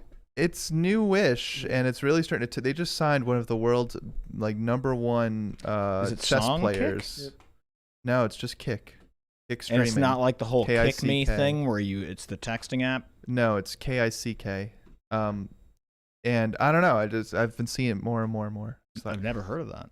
All right, let's. We got some super chats here. Cool. Let's move on. Like I said, it's very hard to stay organized here now when you're doing everything here. I don't have. I need a surge. you're a superstar. I Brett. need a surge. I need my own surge. You need Chat GPT. That's what we need. I'm gonna scroll up here. All right. So Shane H. Wilder says had to be a point where my phone had to be on point with my phone before my dad died in case I got a call. Right. Now all notifications are off and people can leave me the F alone. Yep. Yeah, dude, I'm with you. Like there are most days where I'm just like, look, I'm on my phone enough anyways that I don't need the notifications. Like I don't need the constant ringing or the constant, the thing going off. I literally just got a notification as I did that. Yeah. Like I don't need it otherwise. I will say so. that's always been a problem of mine with the Android phones. It's just how loud those things vibrate. You think so? Oh dude, there's no escaping it. Like you will always know you're being notified if you have an Android phone.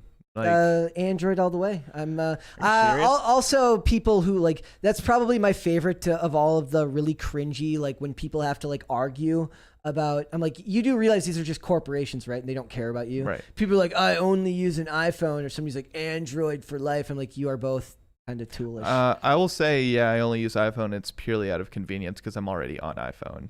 It's 100% the reason. First in, and if best I was dressed. already on Android, that would have been my answer. You know, I went from Apple to Android.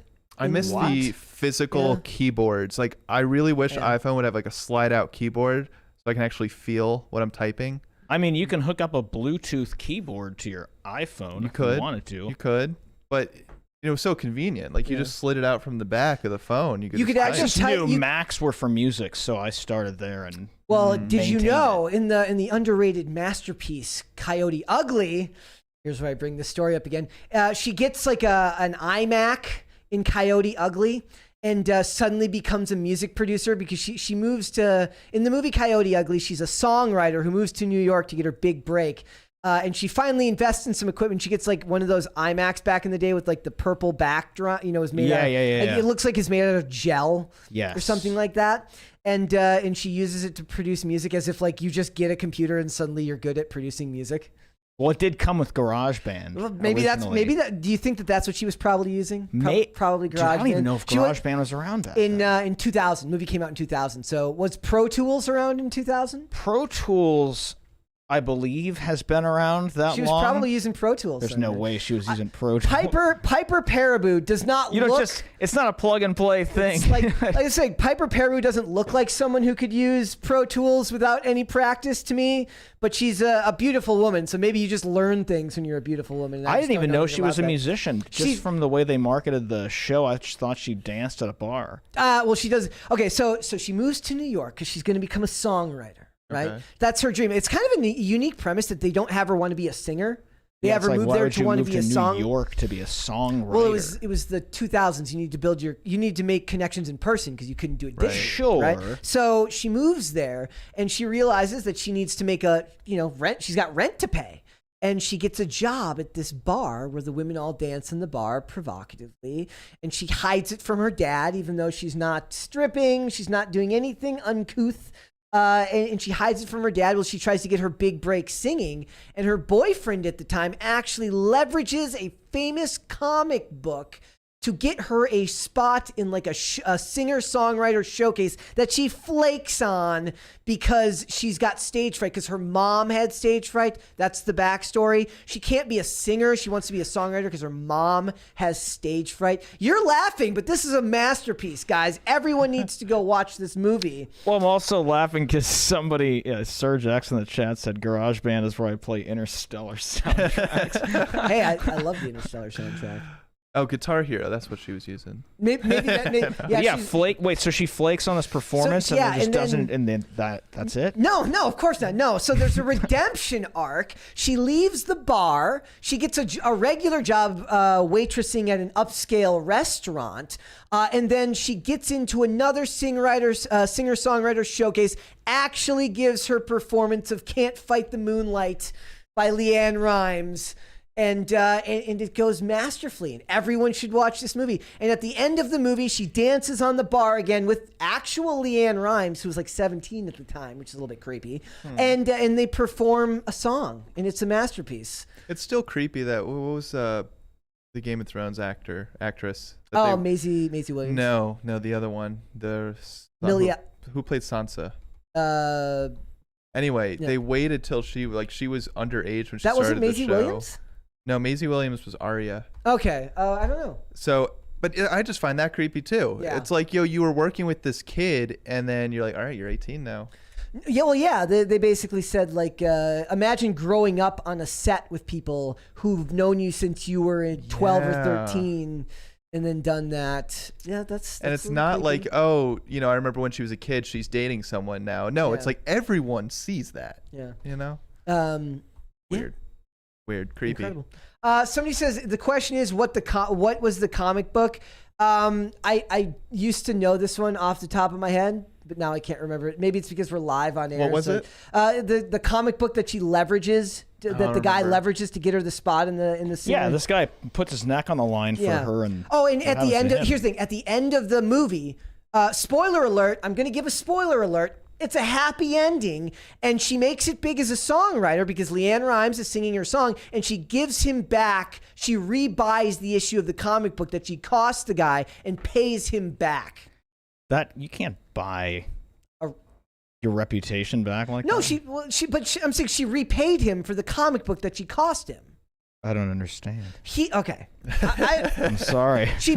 This guy wants to get his girlfriend into this show. Into this singer-songwriter showcase. The guy says, we don't have any spots available. And he says, well, I've got something you might want, which is this rare issue of a comic book. Oh. It's like... I thought like he worked on a comic book and then got her a featured spot in it or something. No. So he gives this guy this comic book because as a way of paying the guy back for the fact that she didn't show up for her spot in the showcase. Okay. And then when she finally makes it big, she buys her boyfriend the comic book back because he lost it trying to help her out. It's amazing. It's a masterpiece. Do they get Everyone should go married? watch it. I don't think we ever got that question answered. I don't think that question ever got answered. Brett's recommendation of the day. Yes, that is Coyote Ugly. By the once way, again, I was working on your Brett recommends thing. I got a keyboard finally to play my digital harmonies, so I can sing into it and play the harmonies that I want. Yeah, So I may do that. Carnell is right in the chat. It was a Spider-Man. It was like 129 with the original appearance of the Punisher. They mentioned that. The part I remembered was the original appearance of the Punisher, but I didn't want to say it because I didn't remember the actual name of the comic. All right, we're moving on. I got a couple more here. So Halls and the Kid says Bertman has taken over the Discord. The Burtoning. The Burtoning. Feels that way, right? And then High Voltage 75 says, Brett, have you ever had to miss a show? Yes. Well, I had to miss. I had doctor's I had a doctor's appointment that was like going on right at the time of the show. I think the question is, has the show ever happened without you? No. Because I do the button pushing and like the producing part of it and like one of the hosts, it can't really happen that way. Somebody else would have had to sit in and do that, and that's kind of a lot to ask for somebody to just take on randomly.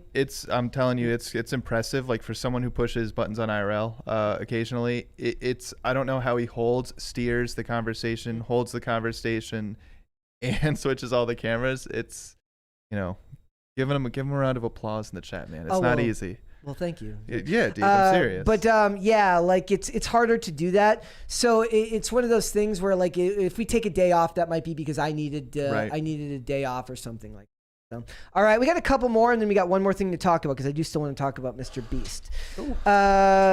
Thank you. Yeah, that's the only one that works today. Yeah, that's the only one that works today, unfortunately. Jason Dixon says, "Bro, get in the Discord. We are in the chat 3 room." He said, "Get in the Discord right now." Me? Get in. I don't know if he's talking to me. I think he's talking to you. Well, he's talking to all of us. No one's talking to me. We're talking to you, Carter. Get in the Discord asked me for something, and I have not given it to it. We'll figure it out. There's no accept button. It's just deny or open system. Give me like 10 minutes after this, and we'll get you on Discord.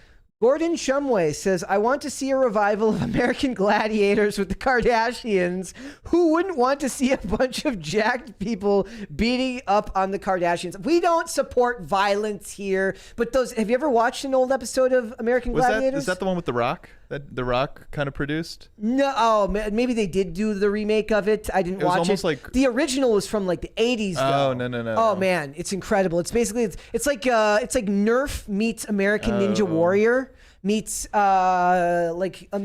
Dude, that would be cool to do like a professional airsoft league where we have drones, trackers, and everything set up to be almost like real life Call of Duty. That'd be cool. And produce it, and then put put all celebrities like up against each other. Well, no, because then they'd all call for gun control. They're team captains. They would all call for gun control. They'd be like, no, we don't like guns. Be Kardashian sitting in the middle of the field protesting, and everyone's be like, okay. No, like I bet you Kim Kardashian knows her way around a firearm.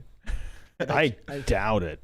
I'm kidding. What if she was though? What if she was actually a gun nut? Like she actually, that term that Hollywood uses, gun nut. One of my favorite things, the biggest pet peeves I have in Hollywood is when they write characters that are like police officers or FBI agents or military people, but they have like weird neoliberal values where it's like a military guy uses the term gun nut. I'm like, he would never say that. Yeah. He would never call somebody who likes firearms a gun nut. I was amazed at, I don't want to get too much into this conversation, but the amount of people who still think assault rifle is a thing that normal people can obtain. Yeah. Like, well, I mean, that term... Maybe it's Call of Duty to blame because they call them assault rifle. It's not a real term because AR doesn't stand for assault rifle. It stands for Armalite rifle. And they don't know anything about anything with that stuff. So that's a pet peeve. That's why people love John Wick.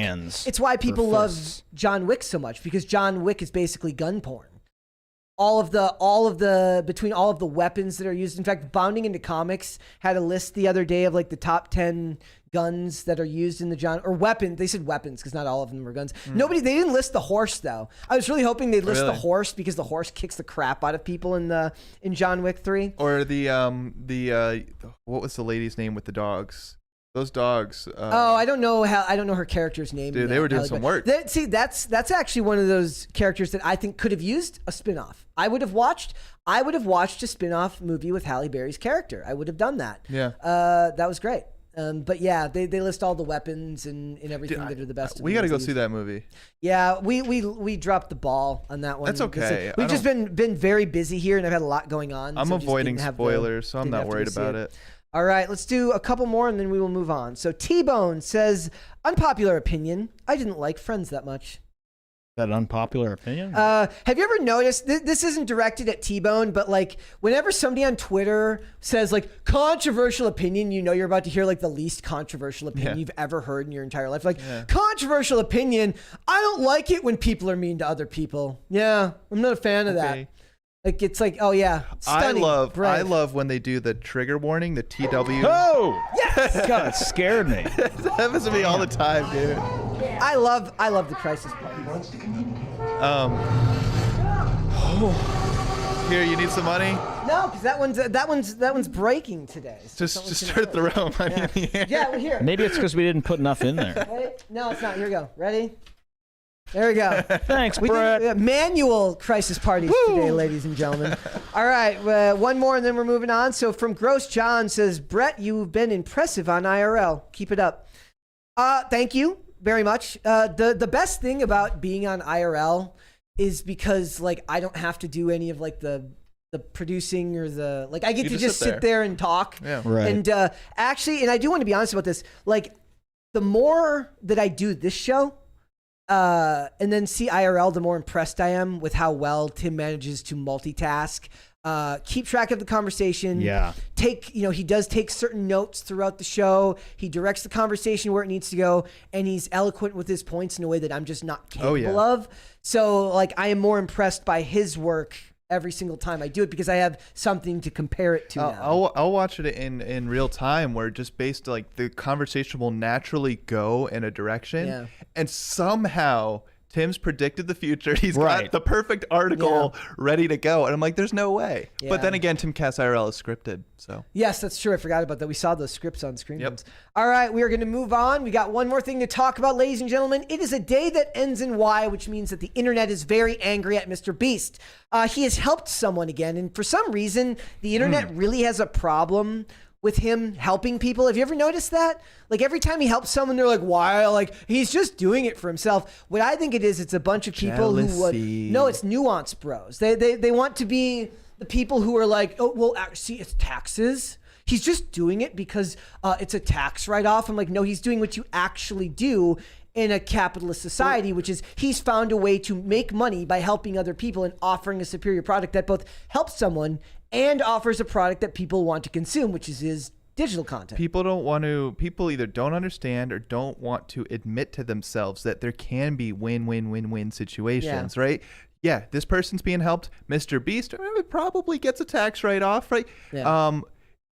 The content, the video itself makes a bunch of money so he can further do these ventures and help even more people. Yeah. Like, it is a positive feedback loop, and it's good. And here's the story. Basically, he went to a restaurant, and he asked a young waitress, he says, what's the biggest tip you've ever gotten? She says, $50, I think. He goes, has anyone ever tipped you a car? She says, no.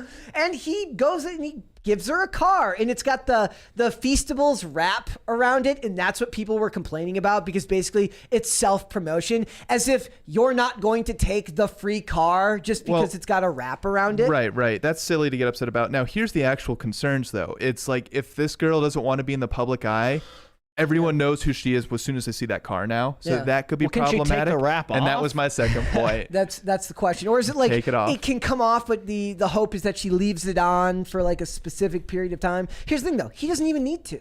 Like just the video itself is good enough promotion.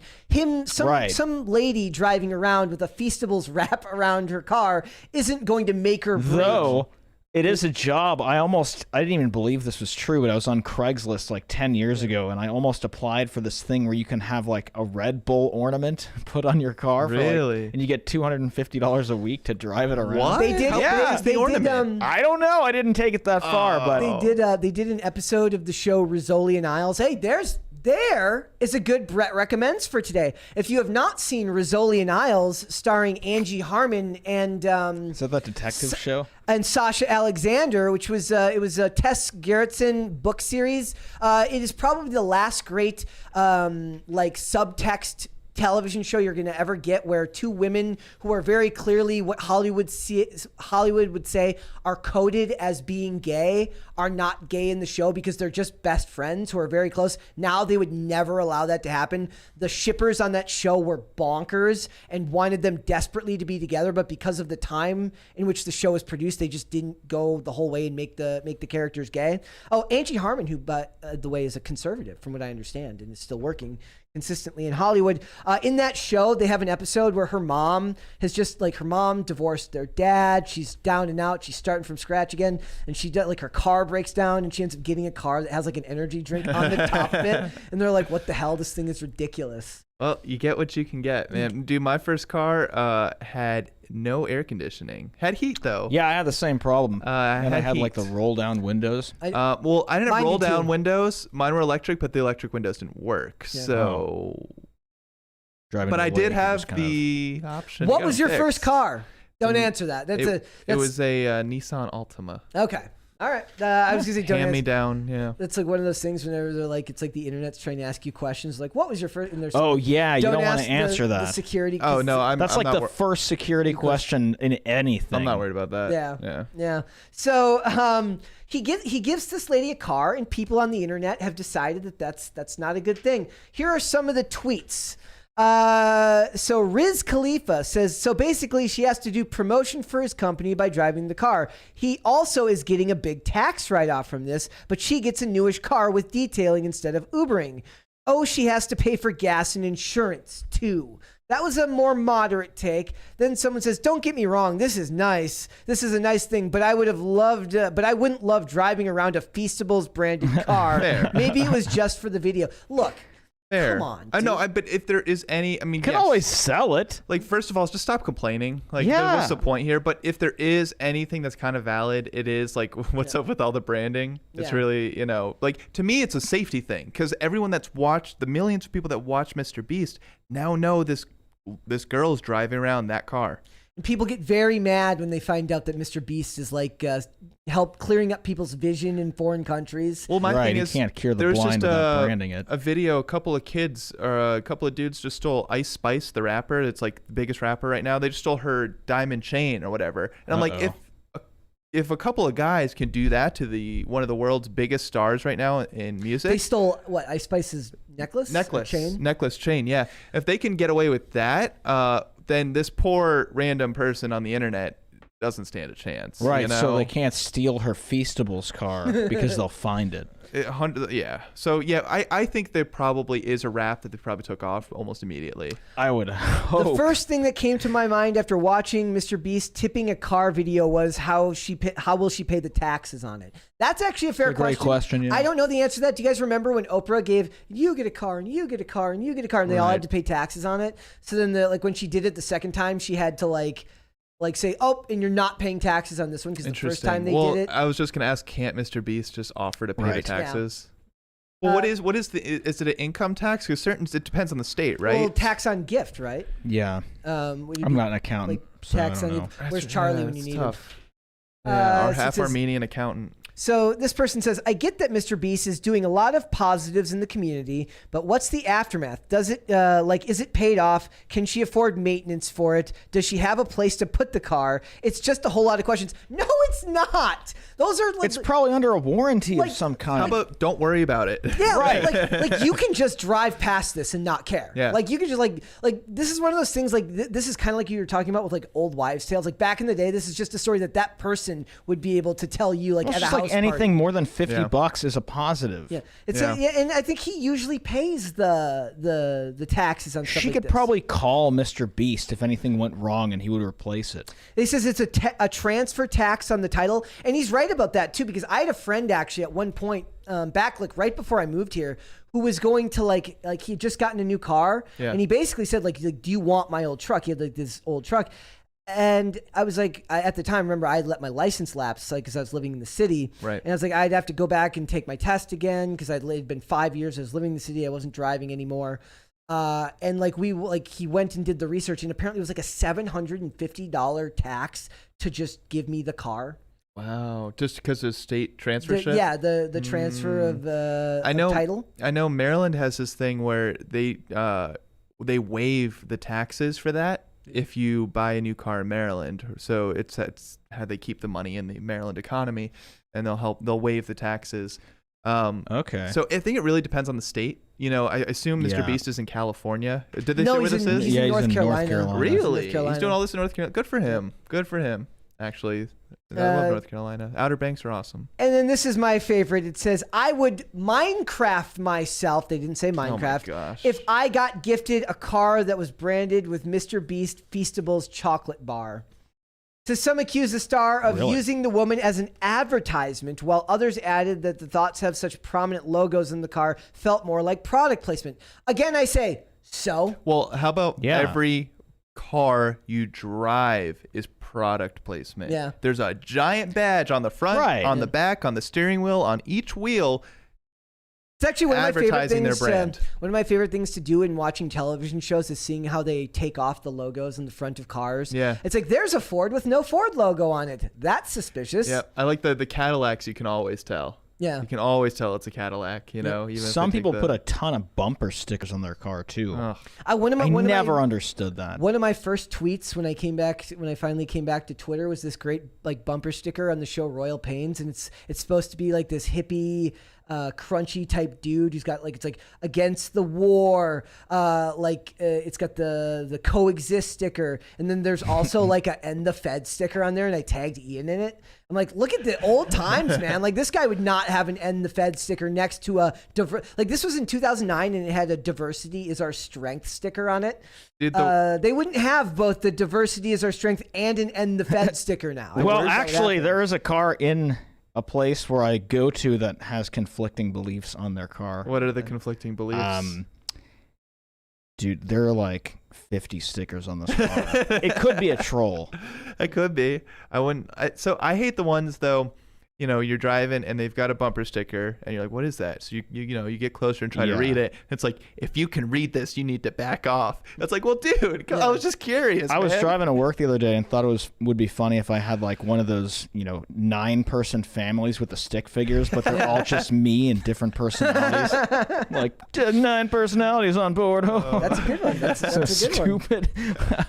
What you could do, Also you have to implies that layer you're them nuts. behind each other. You have to put the stickers on top of each other, not next to each other. I got a story. So my uncle, a practical joke, he glued a coffee mug to the roof of an old beater car that he was getting ready to. So he's driving around town and he said people kept coming and running after, like, dude, you left your coffee. He's like, no, it's glued up there. That's like, did you see the video where like the lady had like something like her coffee mug on the roof of her car, or her coffee furnace. I mean, if that falls off and hits somebody, then on the roof of her trouble. car, and she's at like an intersection, and a guy's like out the window. He's like trying to get her to roll down her window, and he's like this, and she's like, I'm not interested. Leave me alone. Yeah. And he's like, whatever. Yeah. Yep. All right, guys. Sometimes you can't do the right thing. No, you can't. All right, guys. We got some super chats here. Let's see. Where are we at? We left off at Raymond Stanley Jr., Gross John.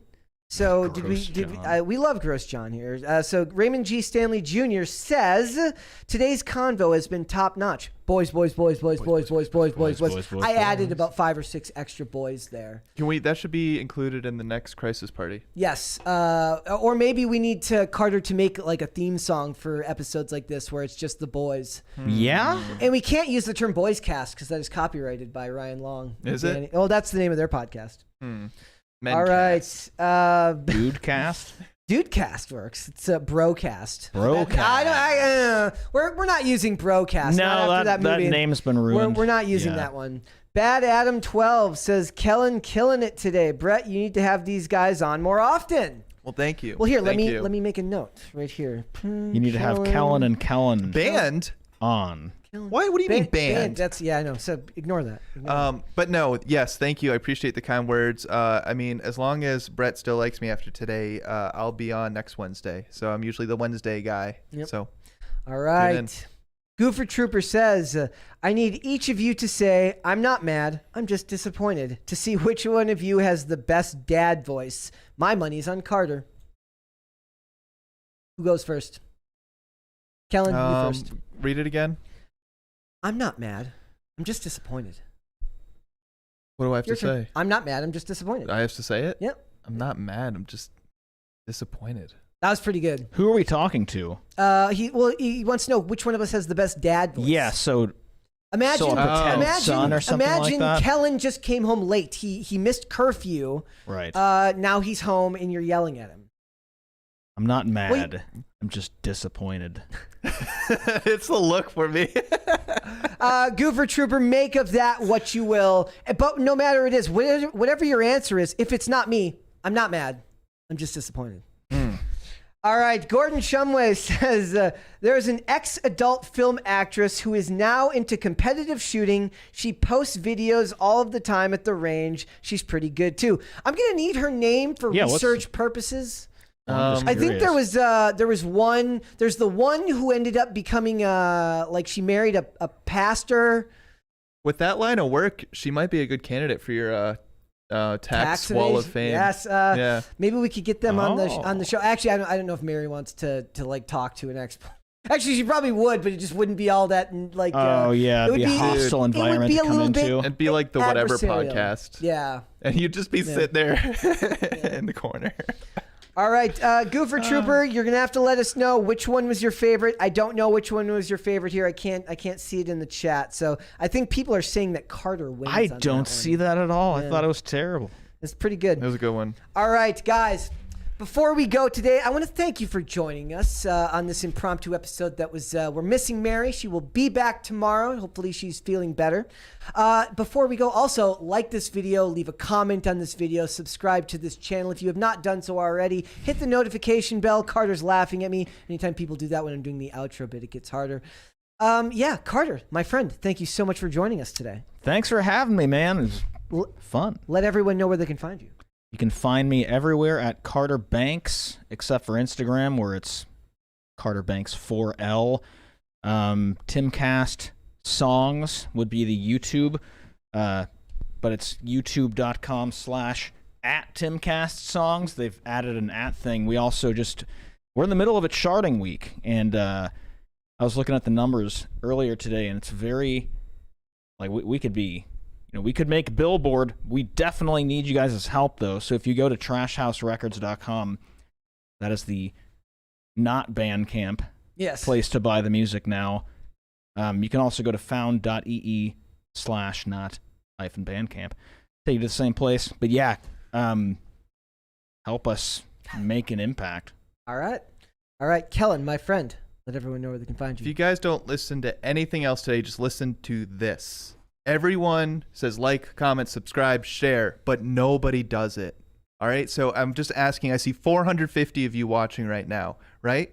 Like the video, please. Subscribe, please. Right? Share it. If you guys share this to even one friend, like, we should be top of YouTube. Why not? Yes. Come on. And it's with you guys. All right? But yes, go to what is it, Trash House Records? Trashhouserecords.com. Trashhouserecords.com. Buy the song. But follow also me. what Kellen said. Yeah. That was pretty good. Yeah. Follow me at KellenPDL, and I will lurk in the Discord. See you guys there.